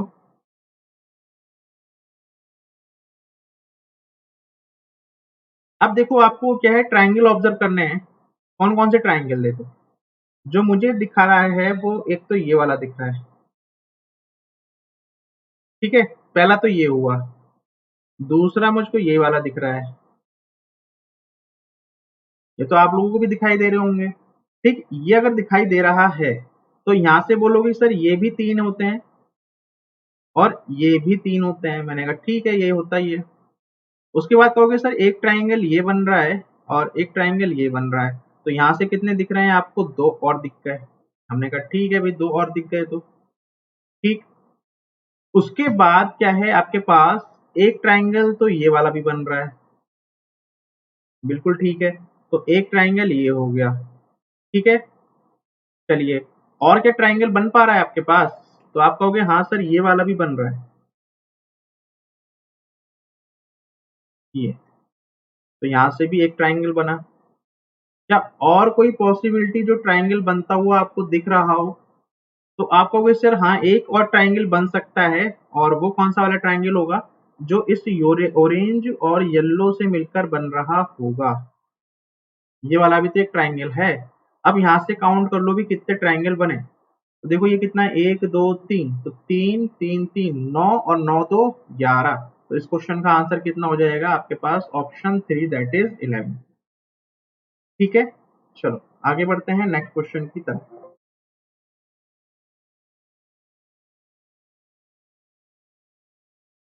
नेक्स्ट क्वेश्चन है हमारे पास कि कनाडा को अगर ओटावा से रिप्रेजेंट किया है तो क्यूबा को किससे रिप्रेजेंट किया होगा? तो आप मुझे बताओ कि कनाडा की कैपिटल क्या है? आप कहोगे सर ओटावा है, ठीक है। अच्छा मैं पूछूं कि जो ओस्लो है, ओस्लो किसकी कैपिटल है? तो आप कहोगे सर ये नॉर्वे की कैपिटल है, नॉर्वे की। मैड्रिड पूछता हूं तो आप कहोगे सर ये स्पेन की है। बर्न पूछता हूं तो आप कहोगे सर ये स्विट्जरलैंड की है। तो एक ही तो बचा है मेरे पास, हैवाना, और हैवाना किसकी कैपिटल हो गई? क्यूबा की हो गई। और आपसे पूछा क्या था? क्यूबा का रिलेशन पूछा था कि इसमें कौन सा होगा, ठीक है।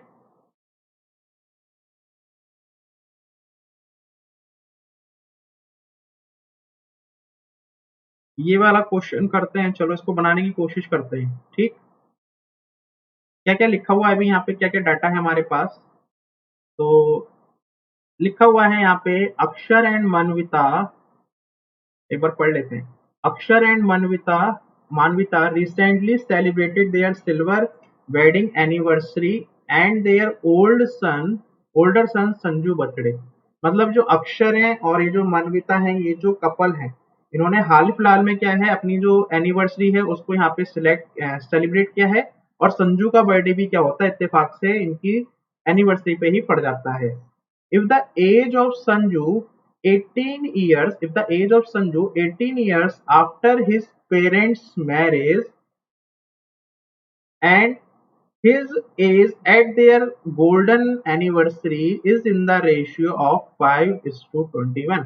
यहाँ पे एक बात बोली गई है कि जो इनकी शादी हुई है, ठीक है, इन लोगों की शादी हुई थी, तो उनकी शादी के जो 18 साल बाद जो संजू की एज होगी, और जब ये गोल्डन एनिवर्सरी सेलिब्रेट करोगे, गोल्डन का मतलब 50 होता है, सिल्वर का मतलब 25 होता है शादी के इसमें, तो जब ये सेलिब्रेट कर रहे होंगे गोल्डन के टाइम पर, तो उस टाइम जो संजू की एज का रेशियो रहा होगा वो 5:21 रहा होगा। तो आपसे पूछा है कि how many years after their marriage Sanju was born, तो संजू कितने समय बाद क्या हुआ होगा, पैदा हुआ होगा, वो ये बात हमसे पूछना चाह रहे हैं। तो यहां से भी एक बात आपको ये तो समझ में आ रही है कि अगर सिल्वर जुबली की बात करते हैं, सिल्वर जुबली क्या होती है? जो 25 साल में होती है ना। और गोल्डन की बात करते हैं तो गोल्डन जुबली जो होती है वो 50 साल की होती है शादी के केस में, ठीक।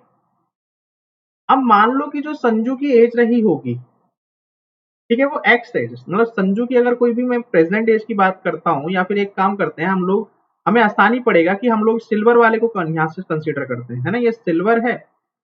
अब सिल्वर, जब सिल्वर जुबली सेलिब्रेट हुई है तो उस टाइम पर जो संजू की एज है वो एस है। संजू की एज कितनी है? एस है। मैंने सिल्वर के लिए बात करी, ठीक है। अब क्या हो रहा है भाई, 18 साल के बाद आपको एक रेशियो दिया हुआ है, तो अगर 18 साल के बाद दिया हुआ है तो इसका मतलब सिल्वर का मतलब क्या होता है? 25 होता है, 25 साल होने चाहिए। संजू की एज 25 नहीं है। अब जब आप क्या कर रहे हो, यहाँ पे शादी हुई होगी, सपोज करो यहाँ पे इनकी मैरिज हो रखी है और आपको यहाँ पे दे रखी है age of Sanju 18 years after his parents marriage. तो 18 साल के आप जब बाद में जा रहे होगे, इधर 18 जा रहे होगे, तो 18 जब यहाँ पर आप 18 होगा तो अल्टीमेटली अगर आप 7 और जोड़ोगे तो आपको क्या मिलेगा, 25 मिलेगा। इसका मतलब यहाँ पे मैं क्या लिख सकता हूँ कि यहाँ पे 18 साल के बाद संजू की एज क्या रही होगी, इनके शादी के 18 साल बाद संजू की एज क्या रही होगी, S-7 कर दूंगा तो संजू की एज का पता लग जाएगा। ये बात आपको क्लियर है। अब अगली चीज क्या है, यहाँ पे गोल्डन, क्योंकि यहाँ पे रेशियो जिसका दिया है ना उसी का तो मैं यूटिलाइज कर पाऊंगा।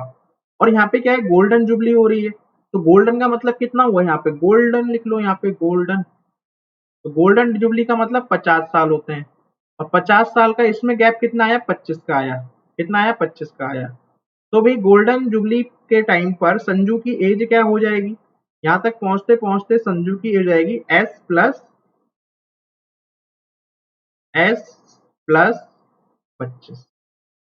ठीक है, यही तो बनेगी। अब आप देखो, आपने एक क्वेश्चन बना लिया यहाँ पे, ठीक है, और आपको क्या चीज दे रखी है, आपको इनका रेशियो दे रखा है। क्या दे रखा है भी, S-7 डिवाइडेड बाई S+25, इनका रेशियो यहाँ पे 21 दे रखा है, सॉरी 5 डिवाइडेड बाई 21।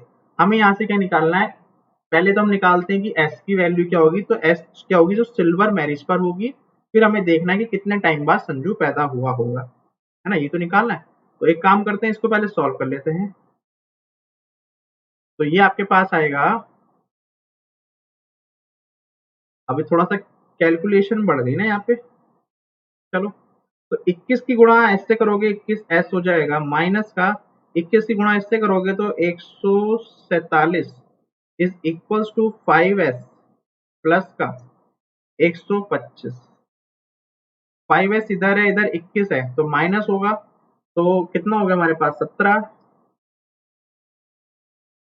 नहीं 21 है ना, 17 तो जब 22 होता तो 16S is equals to 125 plus 147। 7 और 5 12 होता है, और ये 7 हो गया, और ये 272 हो गया। तो S की वैल्यू कितनी हो गई, यहाँ से S की वैल्यू हो गई यहाँ से 272 को आप 16 से भाग करो, तो 16 कम 16 कितना रह गया यहाँ पे, 16 मतलब आपके पास 112, 112 मतलब 17। तो S की वैल्यू कितनी आ गई, 17 आ गई। कितनी आ गई भी यहाँ पे, 17। भाई जब सिल्वर जुबली सेलिब्रेट हो रही है तो उस टाइम पर संजू की एज कितने साल की है, 17 साल की है। तो पूछा है कि संजू भी कितने टाइम बाद पैदा हो रहा होगा शादी के, तो शादी के जब भाई यहाँ पे सिल्वर जुबली मतलब दोनों ने 25 साल साथ में बिता दिए, तो इस 25 में से आप क्या कर दो, ये 17 यहाँ से निकाल दो, तो आपके पास कितना आएगा भी, 8 आएगा, 8 साल। इसका मतलब क्या है कि शादी के 8 साल बाद कौन पैदा हुआ है, संजू पैदा हुआ होगा। ठीक है, शादी के 8 साल बाद कौन पैदा हुआ है, संजू पैदा हुआ है। तो इस क्वेश्चन का आंसर क्या हो जाएगा, ऑप्शन 1 हो जाएगा। क्या भी आपको ये जो सॉल्यूशन है समझ में आया? ठीक है, एक बार फिर से मैं आपको समझा देता हूँ कि यहाँ पे क्या मैंने किया। तो देखो मैंने यहाँ पे क्या किया था, यहाँ पे देखो आपको क्या दिया था, आपको दिया था कि जो ये अक्षर और जो मानविता है अपनी सिल्वर वेडिंग एनिवर्सरी को सेलिब्रेट कर रहे हैं, और अपना बड़ा बेटा जो है वो संजू का बर्थडे भी सेलिब्रेट कर रहे हैं। फिर उन्होंने बोला था कि जो Sanju after 18 years of his parents marriage and his age eight there golden anniversary, उसकी रेशियो। तो आपको यहाँ पे संजू की एज का रेशियो दे रखा था कि जब सिल्वर जुबली पे 5 होगा तो उस टाइम पर गोल्डन जुबली पे वो 21 साल का होगा, ये रेशियो दे रखा था। तो पूछा था शादी के कितने टाइम बाद संजू को पैदा किया। तो मेरे दिमाग में ये आया कि सिल्वर जुबली कितने की होती है, 25 साल की होती है, गोल्डन कितने की होती है, 50 साल की होती है। तो मैंने सिल्वर वाले को ही रेफरेंस माना, मैंने बोला कि इस टाइम पर जो संजू की एज रही होगी वो एस ईयर रही होगी। ठीक है, अब मैरिज की बात करता हूं, तो मैरिज के 25 साल बाद जा रहा है।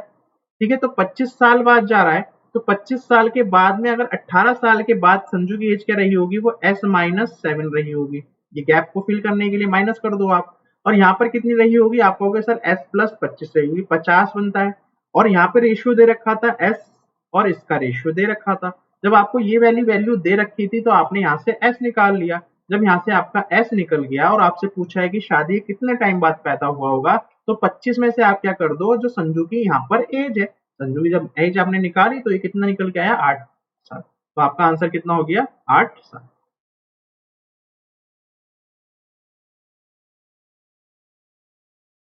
चलिए भी next question.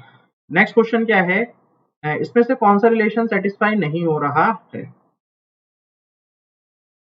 are not related in the same way as the number of the following। इसमें से क्या है ना, चार में से तीन ऑप्शन आपका सेटिस्फाई हो रहा होगा, एक ही ऑप्शन आपका सेटिस्फाई नहीं हो रहा होगा। तो क्या करते हैं, इसका लॉजिक देखते हैं।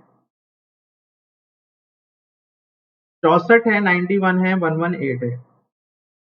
64 है, नंबर बहुत क्लोज क्लोज है, तो एक बार मैं डिफरेंस लेता हूँ। 7 4 11 और 2 27,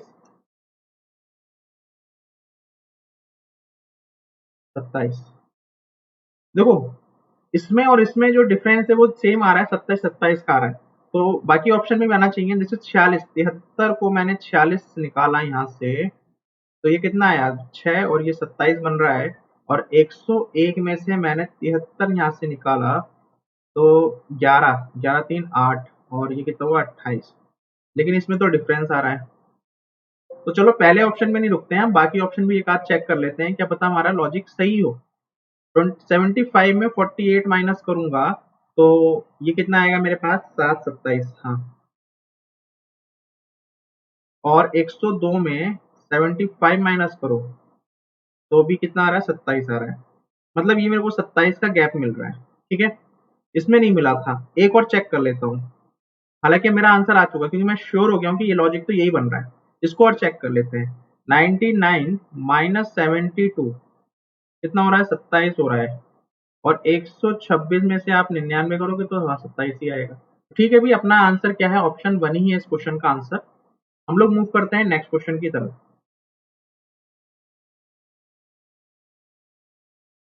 नेक्स्ट क्वेश्चन क्या है भी, टिंटोमीटर आपको कलर से रिप्रेजेंट कर रहा है, तो आपको बताना है कि इसमें से कौन सा भी यहाँ पे सही आपको आंसर दे रहा होगा। तो टिंटोमीटर क्या है, आपके पास एक ऐसा इंस्ट्रूमेंट है जो कलर को कह सकता है मेजर करने के लिए काम आता है। प्लेनीमीटर क्या होता है, प्लेनीमीटर आपका प्रेशर नहीं, प्रेशर के लिए तो बैरोमीटर होता है। प्लेनीमीटर क्या होता है, जो 2D सरफेस होते हैं उसके एरिया को मेजर करने के लिए काम आता है प्लेनीमीटर। स्पायरोमीटर विंड की स्पीड, मतलब होता क्या है ये, विंड की आई थिंक है स्पायरोमीटर स्पीड, नहीं प्रोटेक्टर। ये तो आप छोटी क्लास से करते आ रहे हो, जब से आपने क्या देखा, प्रोटेक्टर देखा। तो प्रोटेक्टर क्या होता है भी, ऐसी तो होता है प्रोटेक्टर, ये रहा प्रोटेक्टर, ऐसे बना हुआ होता है, इसमें ऐसे निब निकली होती है, ऐसे निकली होती है। ये क्या होता है आपके पास, अच्छा तो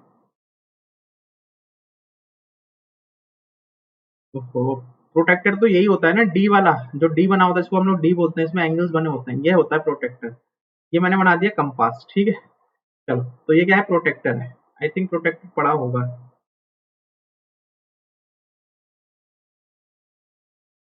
दिखाता हूँ प्रोटेक्टर।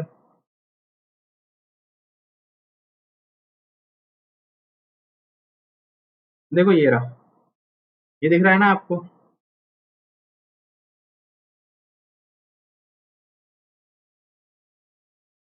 तो ये जो आपको दिख रहा है ये क्या है, प्रोटेक्टर है, ठीक है, ये वाला प्रोटेक्टर है। चलो पढ़ा था तो दिखा दिया, चलो भी आगे बढ़ते हैं। अच्छे से हटाना भी है, हट गया। चलो भी नेक्स्ट क्वेश्चन पे आ जाओ। पेपर फोल्डिंग करनी है आपको, तो करो, इसको कैसे करोगे। पहले आपने क्या किया, अभी इसको लेफ्ट साइड, फिर इसको नीचे बॉटम की साइड। अब आप खोलोगे तो पहले ऐसे खुलेगा, ऐसे खुलेगा तो ये ऐसे बनेगा, फिर ये ऐसे बनेगा, फिर यहाँ बनेगा, यहाँ होगा, फिर ये फर्दर कंटिन्यू होगा तो ये ऐसे बन जाएगा, चीज ऐसे बन जाएगी, ये चीज ऐसे बन जाएगी। और साथ में क्या होगा, इधर को ये बनेगा, इधर ये बनेगा, यहाँ ये, यहाँ पे ये और यहाँ ये, तो ये वाली फिगर बनेगी। देख लो ऑप्शन कौन सा दिख रहा है आपको, और कोई बनता हुआ दिख रहा है, ऐसा नहीं दिख रहा। ये वाला है और ये वाला है, लेकिन इसमें क्या है, यहाँ पे क्रॉस होना चाहिए था, तो ये नहीं होगा, ये नहीं होगा, ये भी नहीं होगा, यही इस क्वेश्चन का आंसर होगा। नेक्स्ट क्वेश्चन, क्या है भी आपको बताना है कि इसमें से कौन से क्यूब बन सकते हैं। तो देखो अपोजिट अपोजिट पहले खेलो, अपोजिट अपोजिट खेलो, ठीक है। तो ए का अपोजिट सी है, सी का अपोजिट जे है, और एफ का अपोजिट क्या है, एल है, ठीक है। अब देख लो ये क्या होने चाहिए, एडजेसेंट आपको नहीं दिखने चाहिए। तो ए का अपोजिट क्या है, सी है, टी का अपोजिट क्या है, जे है, तो ये वाला बनेगा। एफ का अपोजिट ए का अपोजिट ये भी बन रहा है, ये भी बन सकता है। सी का अपोजिट क्या है, जे नहीं है, चलो, लेकिन सी का अपोजिट ए है तो ये नहीं बनेगा। एल टी और एल एफ नहीं बनेगा। आपके पास ऑप्शन कौन सा बना, ऑप्शन 3। ऑप्शन 3 क्या हो गया, इस क्वेश्चन का आंसर हो गया। नेक्स्ट क्वेश्चन, नेक्स्ट क्वेश्चन क्या बोला गया है यहाँ पे, मैंड इस तरीके से लिखा गया है, देखो Y Y Y Y Y, Q Q होना चाहिए। थर्ड ही मैं चेक करता हूँ, ठीक है। तो थर्ड क्या लिखा है, एन, एन का मतलब ये लिखा है ना, एन, एन का मतलब ये लो, हो गया बड़ा। चलो अब करो, एन का मतलब कितना होता है, 13 होता है, 14 होता है, ठीक है। चलो, जे का मतलब कितना होता है, 10 होता है। एफ का मतलब कितना होता है, 6 होता है। बी का मतलब कितना होता है, 2। कितना कम हो रहा है, 4, 4, 4।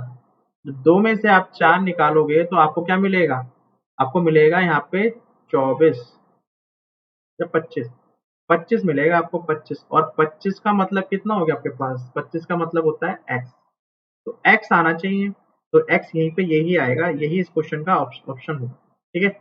ये क्यों नहीं मैंने हटाया, क्योंकि आप देखो ना, दो जो सिमिलर चल रहे हैं तो उसी को चलाता है। और एग्जामिनर भी क्या करता है ना, इजी ऑप्शन देता है, तो आप ऑप्शन से भी एलिमिनेट कर सकते हो काफी चीज। जब आपने क्या किया, पी क्यू के यहाँ पे मिरर रखा, तो आपके पास आंसर क्या बनेगा, तो देख लेते हैं। यहाँ पे सबसे पहले तो ई आएगा, तो ये नहीं होगा, ये नहीं होगा। इसमें देख लो कोई उल्टा सीधा तो नहीं बना, कुछ कुछ यहाँ पे स्पेलिंग में कुछ मिस्टेक है। तो देख लेते हैं, सबसे पहले ई आएगा, ई के बाद बी आएगा, बी के बाद आई आएगा, आई के बाद टी आएगा, टी के बाद आई आएगा, फिर एन आएगा, फिर जी आएगा, एन आएगा, फिर जी आएगा। तो यही ऑप्शन बनेगा, पहले जी नहीं आएगा। चलो,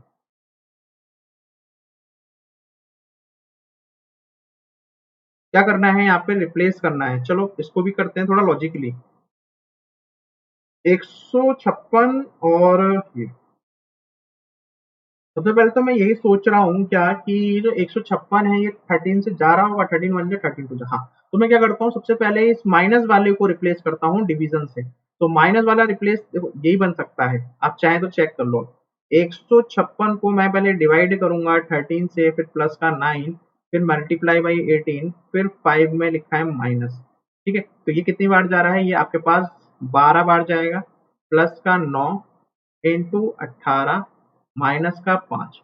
अब 18 की मल्टीप्लाई किससे करता हूँ, इससे करता हूँ, तो ये 162 माइनस का 5, ठीक है। तो 162 हो गया ये आपके पास, और ये कितना हो गया, 7, तो 169 है ना, यही इसका आंसर हो गया। तो बिल्कुल ठीक है, बिल्कुल ठीक है, इसमें ज्यादा नहीं सोचना पड़ा। चलो आगे बढ़ते हैं।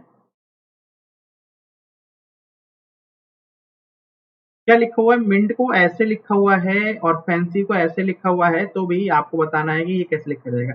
MINT, सबसे पहले तो क्या करो, इनकी प्लेस वैल्यू लिखो, एम की प्लेस वैल्यू, क्योंकि यहाँ पे जोड़ के ही बन रहा होगा कुछ ना कुछ। एम की प्लेस वैल्यू कितनी होती है, 13 होती है। इसकी कितनी होती है, 9 होती है। एन की कितनी होती है, 14 होती है। इसकी कितनी होती है, 20 होती है। इन सबका सम करते हैं, तो 3 4 7, 7 और 9 16, और यहाँ पे कितना हो गया फिर आपके पास, 56। 1 2 3 4 5, 56 आया। अब 56 से 224 बनाना है, तो आप क्या करो, यहाँ पे 4 से गुणा कर दो। 4 से गुणा कर दी तो कितना बन गया, 224 बन गया। लेकिन अब 4 से गुणा क्यों करिए, इसका अभी हमें लॉजिक नहीं समझ में आया। हो सकता है ये 4 क्या हो यहाँ पे, 1 2 3 4, 4 क्या है यहाँ पे, अल्फाबेट्स है। तो चलो फैंसी को भी चेक कर लेते हैं। तो फैंसी को मैं अगर चेक करता हूँ, तो फैंसी में एफ कितना है, 6 है। ए कितना है, 1 है। एन कितना है, 14 है। सी कितना है, 3 है। और वाई कितना है मेरे पास, 25 है। तो जब मैं इसको ऐड करता हूँ तो ये कितना हो रहा है, 5 3 8, 8 4 12, 12 1 13, 13 और 6 19, 13 और 6 19। ओके 19 और ये कितना है 1 और 3 ये 49। अब 49 को 4 से नहीं करूंगा, कितने अल्फाबेट है यहाँ पे 5 है, 5 तो 5 से मल्टीप्लाई करता हूँ तो ये कितना होता है अभी 45 और 4 चला गया 245। हाँ तो यहाँ पे क्या लॉजिक बन रहा है कि जो भी पोजीशन वैल्यू है उनका सम करके जितने अल्फाबेट्स हैं उनसे मल्टीप्लाई करना है, ये हमारा इस क्वेश्चन का लॉजिक है। तो यहाँ पे क्या लिखा है सी लिखा हुआ है, तो सी का मतलब 03, ओ का मतलब 15, एन का मतलब 14, टी का मतलब 20, ओ का मतलब 15, यू का मतलब 21, आर का मतलब 18। अब इसका क्या करते हैं सम करते हैं, तो ये देखो 18 और 18 36, 36 तो ये बना, ठीक है। अब ये कितना है आपके पास 35, तो 36 36 72 होता, लेकिन 36 और 35 तो 36 और 35 71 हो गया। अब 71 में क्या करना है मुझको, 71 ये हो गया, 71 में मुझे 21 और 14 ये और जोड़ना है, तो ये कितना हो गया मेरे पास 6 और ये मेरे पास कितना हो गया अभी 106। 106 की मल्टीप्लाई किससे करूंगा, कितना है 1 2 3 4 5 6 7, 7 है यहाँ पे, 7 से मल्टीप्लाई करोगे तो आपके पास क्या बनेगा अभी यहाँ पे आपके पास बनेगा 742। ठीक है, तो ये इस क्वेश्चन का आंसर हो गया 742। नेक्स्ट क्वेश्चन क्या लिखा हुआ है 12 14 143, तो आपको बताना है इसमें से कौन सा रिलेशन बन रहा है। 12 14 143, 143 अगर मैं इसको 11 से करता हूं तो 11 से 13 बार जाता है, इसका मतलब 12 को मैं 11 लिख सकता हूँ, 14 को मैं 13 लिख सकता हूँ, एक एक माइनस कर रहा हूँ और इनकी मल्टीप्लाई करता हूँ तो 143 आता है। यही लॉजिक बन रहा है ना, यही बन रहा है। तो मैंने क्या किया अभी, अगर ए लिखा है तो ए को मैंने ए माइनस वन किया, बी लिखा है तो बी को मैंने बी माइनस वन किया, तब जाके मुझे क्या मिला, इनकी मल्टीप्लाई करने के बाद एक नंबर थर्ड मिल गया। ठीक है, चलो अब चेक कर लेते हैं इसमें क्या हो रहा होगा। 16 16 का मतलब 15 हो गया और इसका मतलब 9 हो गया, तो 15 और 9 की मल्टीप्लाई करोगे तो कभी भी 235 के बराबर नहीं आएगा।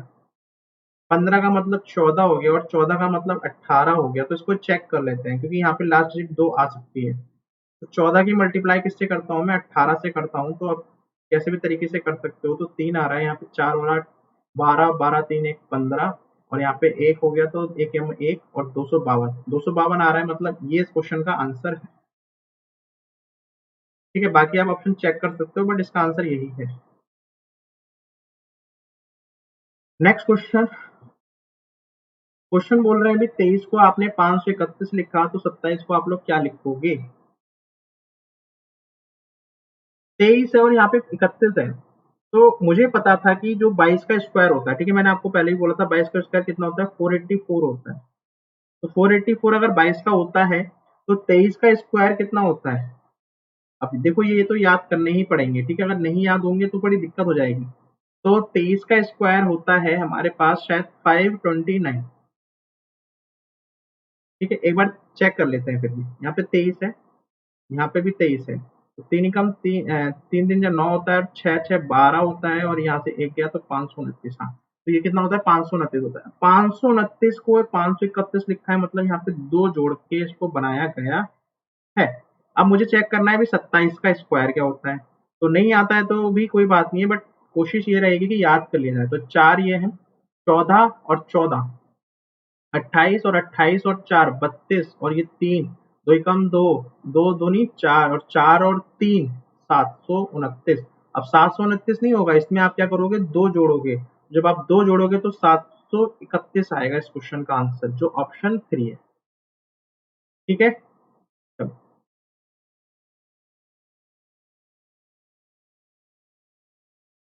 नेक्स्ट देखो भी आपके पास three in which three are alike and one is different, odd out निकालना है, odd out, odd out, odd out.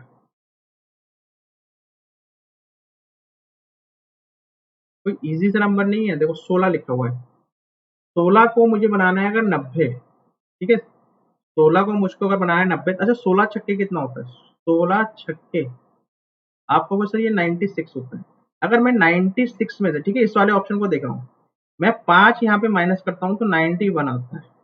तो हो सकता है कि जो लॉजिक मैंने सोच रहा हूँ वो ये सोच रहा हूँ कि यहाँ पे 6 से मल्टीप्लाई कर दूं और बाद में 5 से माइनस कर दूं, तो क्या किसी और में फिट होगा? तो एक आसान सी संख्या देख लेते हैं, जैसे ये वाली लिखी हुई है 22 और 127, तो 22 गुणा अगर 6 करता हूँ तो ये कितना देता है? आप कहोगे सर ये 132 देगा, और 132 में अगर आप 5 माइनस करोगे तो ये तो 127 देगा। सही है ना? फिर अपना लॉजिक बन रहा है, ये फॉलो कर रहा है, ये फॉलो कर रहा है। अब दो रह गई है, चेक कर लेते हैं। 28 है, 28 की गुणा 6 से करता हूँ तो ये मेरे पास कितना देगा? 4 और 16 12, 12 और 4 16, 168 माइनस 5 163। मतलब जो मैंने लगाए वो सब चेक कर लिए और ये सब फॉलो कर रहे हैं, तो आंसर क्या होगा? जो इसको फॉलो नहीं कर रहा होगा, दैट इज ऑप्शन 3।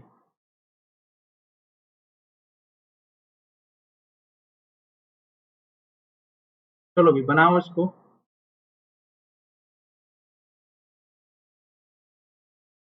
क्या लिखा हुआ है? 3, पहले 3 लिखा हुआ है, लिख लेते हैं। यहाँ पे 3 है, फिर 20 है, फिर 28 है, फिर नहीं 38 है, फिर 52 है, 38 है, 52 है, 75 है, 82 है, 114 है। सीरीज तो खैर ज्यादा मुश्किल नहीं आती है, यहाँ पे डिफरेंस तो ये भी काम बन जाता है हमारा।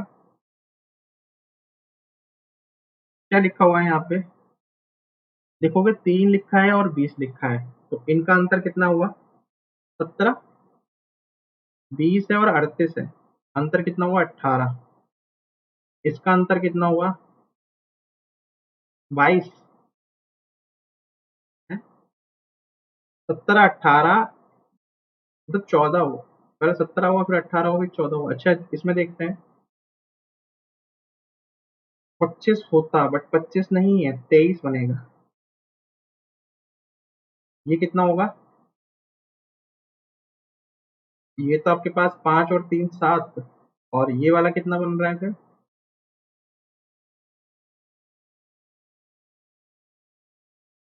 32। 17 18 14 23 7 32। कुछ लॉजिक तो नहीं पकड़ा मैं आया अभी तक तो। चलो और देखते हैं फर्दर, इनका डिफरेंस कितने का? एक का। इनका डिफरेंस कितने का? 4 का। इनका डिफरेंस कितने का? 6 और 3 9। अच्छा ये क्या है? एक का स्क्वायर है। ये क्या है? दो का स्क्वायर है। ये क्या है? 3 का स्क्वायर है। इसको और चेक कर लेते हैं, ये क्या हो रहा है? अच्छा देख भी लो, बढ़ भी रहा है। ये वाला तो बढ़ रहा था प्लस का, ये माइनस हुआ, ये प्लस हुआ, तो ये वाला क्या होगा? माइनस होगा। और 23 में हमने निकाला ये, तो ये बना 16, और 16 का मतलब क्या होता है? 4 का स्क्वायर माइनस का 4 स्क्वायर, तो ये क्या रहा होगा? प्लस का 25, है ना? तो अब क्या होगा? इसके बाद जो आएगा वो आएगा माइनस का 36, और माइनस का 36, तो 32 में से जब माइनस 36 घटाऊंगा तो ये माइनस का 4 देगा, माइनस का। तो क्या 110 है ऑप्शन में? हाँ है, तो पहला ऑप्शन। इस क्वेश्चन का आंसर कितना होगा फिर? 110।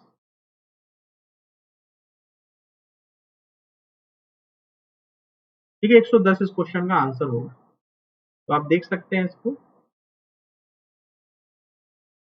चलो आगे बढ़ते हैं, नेक्स्ट क्वेश्चन। 42 बोल रहे हैं कि भाई ऑल पेंसिल्स आर इरेजर, जितनी भी पेंसिल्स हैं वो सारी की सारी क्या है? इरेजर है। चलो ठीक है। सम शार्पनर आर इरेजर, नहीं, सम शार्पनर आर पेंसिल, तो ये शार्पनर बना दिया और ये पेंसिल भी बन गई और इससे रिलेट भी हो गया। पूछ रहे हैं कंक्लूजन बताइए भाई। तो some sharpener are eraser, some sharpener है ना, आर इरेजर, तो अगर ये पेंसिल को टच कर रहा है तो इसको तो हर बार करेगा ही करेगा, तो ये तो मेरे पास बिल्कुल ठीक है।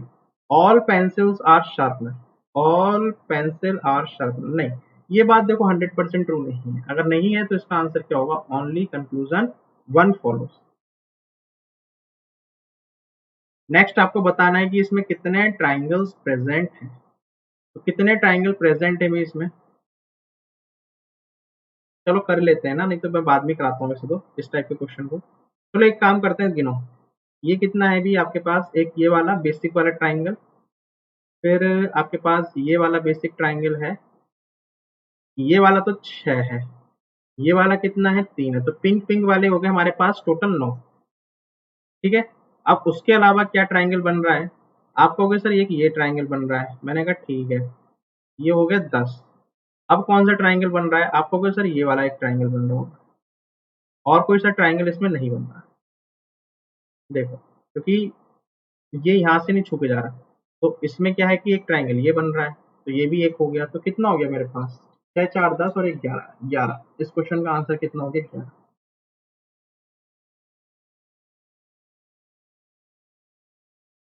ये क्या है भी रोटेश, अच्छा क्वेश्चन मार्क आपको लगाना है, तो क्या हो रहा है इसके साथ, कहानी चल रही होगी तो कहानियां ही देखनी है हमें। देखो यहाँ पे क्या आएगा, यहाँ पे क्या आएगा, सबका देखते हैं। सबसे पहले ई को पकड़ते हैं, ई यहाँ पे है, फिर ई क्या हो गया डायगनली चला गया यहाँ पे, फिर ई यहीं पे रहा साथ में, फिर ये बीच में आ गया, बीच वाला इधर चला गया था, तो ई कहाँ पहुंच गया होगा, ई यहाँ पे पहुंच गया। ठीक है, ई की हो गई कहानी खत्म। जब ई की हो गई तो अब इसको हटाओ यहाँ से।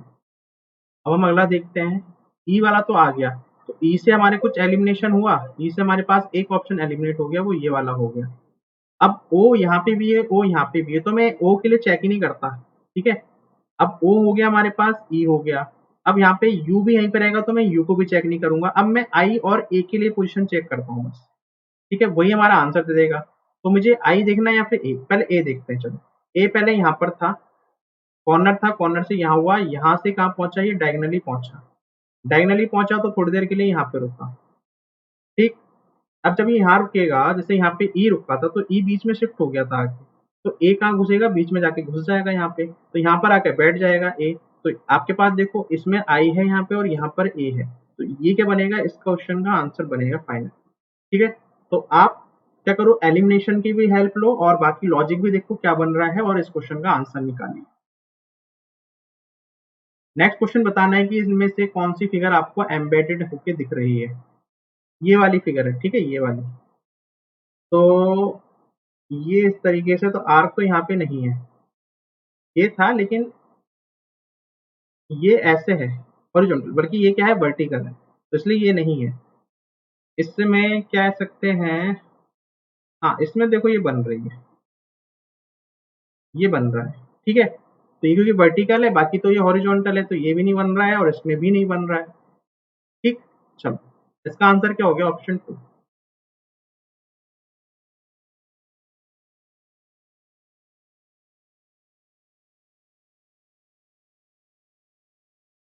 बताना है इसमें क्या कि कौन सा सेम है, नहीं कौन सा डिफरेंट है, तो वही ऑड वन आउट निकालना है बेसिकली। चेक करते हैं भी, यहाँ पे एफ लिखा है, एच लिखा है, डब्ल्यू लिखा है, यू लिखा है। काम करते हैं, डिजिट लिखते हैं, डिफरेंस देखते हैं, उसी से आंसर निकलेगा। तो ये 6 है, ये 8 है, डब्ल्यू मतलब कितना हुआ हमारे पास 23 हुआ, और यू मतलब कितना हुआ 21 हुआ, आर मतलब 18, डी मतलब 4, एम मतलब 14, एम मतलब 13, ठीक है, और आई मतलब 9, जे मतलब 17, एन मतलब 14, सी मतलब 3, क्यू मतलब 17। जे भी 17 और क्यू भी 17, जे होता है 10, टी मतलब 20, एफ मतलब 6, के मतलब 11 और जी मतलब 7, है ना। चलिए भी अब देखते हैं logic logic logic logic logic क्या क्या हो रहा है। सबसे पहले देखो बीच में अंतर कितने का है, 8 से 23 बन रहा है, 4 से 13 बन रहा है, 14 से 3 बन रहा है, 6 से 11 बन रहा है,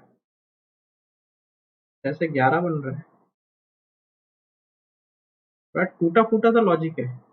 23 से 21 बन रहा है, 13 से 9 बन रहा है, 3 से 17 बन रहा है, 11 से 7 बन रहा है। अच्छा एच लिखा है मैंने, और एच का जो अपोजिट होता है, ठीक है, एच का जो अपोजिट होता है वो 9 होता है। और अगर मैं इसको क्या करूं, 9 ना लिख के, मतलब 19 लिख दूं, ठीक है, 8 को 8 ना लिख के मैं अगर यहाँ पे 19 लिख दूं तो क्या फर्क पड़ेगा? तो सिमिलरली अगर डी है मेरे पास, डी क्या होता है? 4 होता है। तो मैं 4 को 4 ना लिख के मैं क्या लिखता हूँ? डब्लू, डब्लू मतलब 23 होता है। एन, एन को मैं एन ना लिख के मैं 13 लिखता हूँ। एफ को मैं 6 ना लिख के क्या लिखता हूँ? 21 लिखता हूँ। मतलब मैंने क्या किया? इनके अपोजिट करा। अब देखो कुछ बन पा रहा है क्या? हाँ। अब यहाँ पे देखोगे तो यहाँ पे डिफरेंस कितने का है? 10 का है।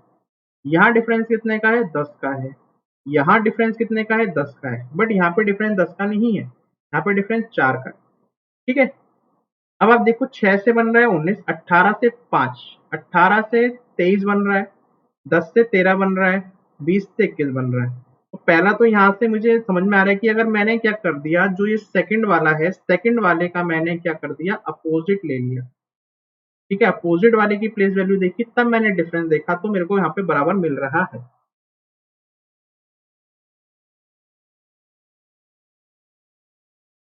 ठीक है।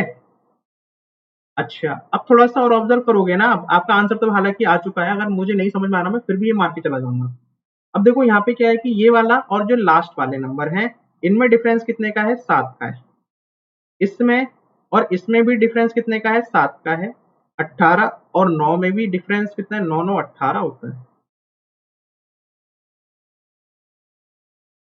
9 9 कितना होता है? 18 होता है।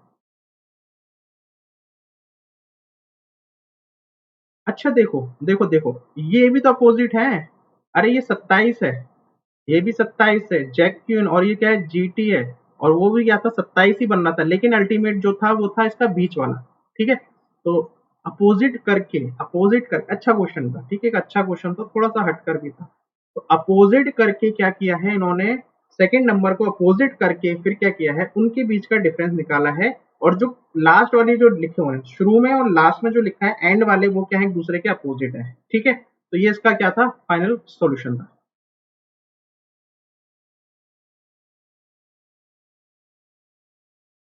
नेक्स्ट क्वेश्चन भी यहाँ पे वो है, यहाँ पे ophthalmology, myology, ecology, dermatology. Ophthalmology I think ear से जो रिलेशन होता है, जो ईयर्स की जो स्टडी करी जाती है। मायोलॉजी, डर्मेटोलॉजी तो स्किन से हो गया। इकोलॉजी एक सब्जेक्ट भी होता है, ठीक है, जिसमें हम लोग एनवायरनमेंट वगैरह पढ़ते हैं, सराउंडिंग के बारे में पढ़ते हैं। तो ये सब क्या है? बॉडी पार्ट्स के बारे, मतलब जो भी बॉडी से, हमारी बॉडी से रिलेट करता है, उनके बारे में जो स्टडी होती है वो ये सब है। लेकिन ये क्या है? हमारी बॉडी से रिलेट नहीं करता है, ये क्या है? हमारे आसपास के सराउंडिंग से रिलेट करता है। ठीक है, तो वो कह सकता हूँ कि एक मेडिकल टर्म है, एक नॉन मेडिकल टर्म है। तो ये क्या है? इसका क्वेश्चन का आंसर होगा इकोलॉजी।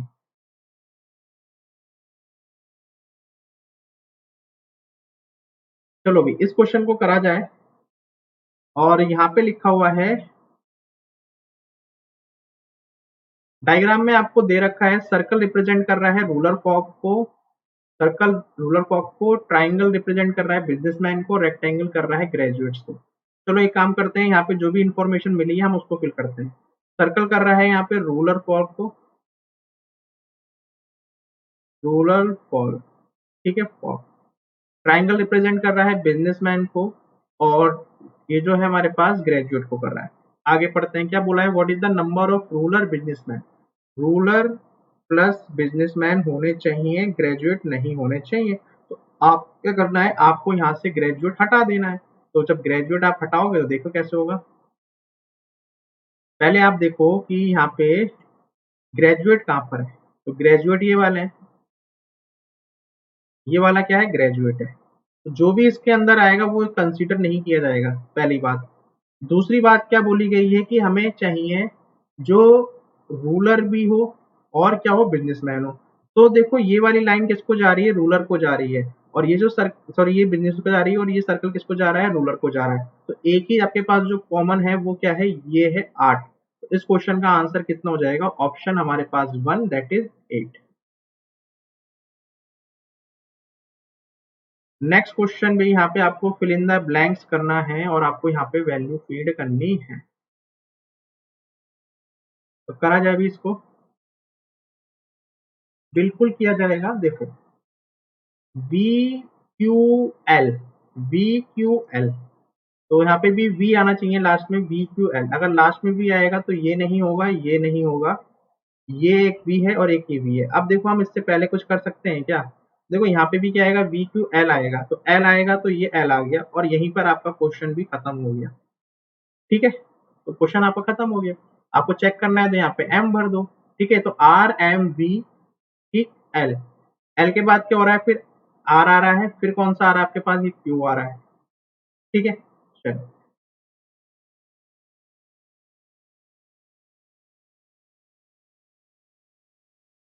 आपको बताना है, जैसे डिक्शनरी में आपको दिखाई दे रहा है, डिक्शनरी में हमें जैसे दिखाई दे रहा है, तो 4 2 4 2, और हो सकता है पहले दूसरे चेक कर लेता हूँ। 4 को तो मैं चेक ही नहीं करता।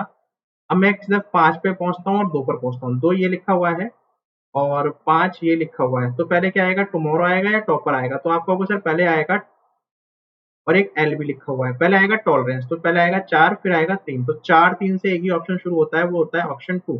बाकी चेक करने की जरूरत नहीं है। अगला क्वेश्चन लिखा है भी, काउ को ऐसे लिखा हुआ है, तो चलो सी ओ डब्ल्यू को क्या लिखा है, जेड आर एफ। तो एक काम करते हैं, सी ओ डब्ल्यू, सी का कोड कितना होता है, 3 होता है, ओ का कितना होता है, 15 होता है, डब्ल्यू का कितना होता है हमारे पास, 23 होता है। इसको लिखा हुआ है 26, आर कितना होता है 18, और एफ कितना होता है 6, ऐसे करके लिखा हुआ है। ठीक है, और डॉग को कैसे लिखा हुआ है, डॉग का मतलब, डी का मतलब 4 होता है, ओ का मतलब 15 होता है, और जी का मतलब 7 होता है। इसको लिखा हुआ है जे, जे का मतलब 10, आर का मतलब 18, और जी का मतलब फिर से जी 7। आपको बताना है आर ए टी को क्या लिखा जाएगा। आर का मतलब क्या हो गया 18, ए का मतलब 1 हो गया, और टी का मतलब 20 हो गया। इसको क्या लिखा जाएगा, ये पूछा गया है। तो सबसे पहले तो लॉजिक पकड़ते हैं। देखो यहाँ पे तो समझ में आ रहा है कि बीच में 3, यहाँ पे भी समझ में आ रहा है बीच में 3, तो यहाँ पे भी समझ में आना चाहिए कि बीच में 3 मतलब ये होना चाहिए चौथा, और चौथा का मतलब डी होना चाहिए, तो ये वाला एलिमिनेट हो गया। ठीक है, अगला जो समझ में आ रहा है, 23 से 26 बन रहा है, 3 से 6 बन रहा है, मतलब यहाँ पे भी क्या हो रहा है, प्लस का 3 हो रहा है, और यहाँ पे भी प्लस का 3 हो रहा है, प्लस का 3 हो रहा है, प्लस का 3 हो रहा है। तो 18 में 3 करूंगा तो 21 आएगा, और 20 में 3 करूंगा तो 23 आएगा, और 23 का मतलब डब्ल्यू होता है, 21 का मतलब यू होता है, तो डब्ल्यू डी यू, और डब्ल्यू डी यू हमारे पास बन रहा है ऑप्शन 2। क्लियर है? चलिए, आज का हमारे पास क्या है, अंतिम क्वेश्चन है, आज का हमारा लास्ट क्वेश्चन है। तो जैसे मैं बताता हूँ कि अगर इस वाला क्वेश्चन आए तो सबसे पहले तो करो उस क्वेश्चन को ट्रांसलेट। ठीक है, तब आप समझ पाओगे इस क्वेश्चन में कहानी क्या चल रही है।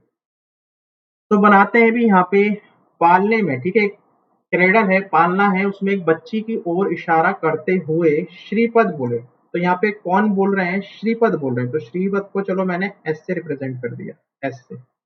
श्रीपद ने कहा वह मेरे पिता, तो श्रीपद के जो फादर हैं, श्रीपद के कोई फादर हैं, ठीक है, वह मेरे पिता, श्रीपद के पिता की माँ, मेरे पिता की माँ, तो इनके पिता की भी कोई माँ है कि इकलौती बेटी, इकलौती बेटी मतलब इनके फादर की सिस्टर होंगी। ठीक है, सपोज करो उसको सा से लिख दिया, सिस्टर, बेटी की, इकलौती बेटी की बड़ी बेटी, इकलौती बेटी की इनकी क्या है, 2 बेटियां होंगी, मतलब एक बेटी, ऐसे कर दो, इकलौती बेटी की बड़ी बेटी, ये बड़ी बेटी है, कोई छोटी बेटी होंगी। ठीक है, बड़ी बेटी की भी बेटी है, उसकी भी क्या है, बेटी है, तो इस बड़ी बेटी की क्या होगी, बेटी हो गई, तो बेटी सपोज करो क्या हो गई,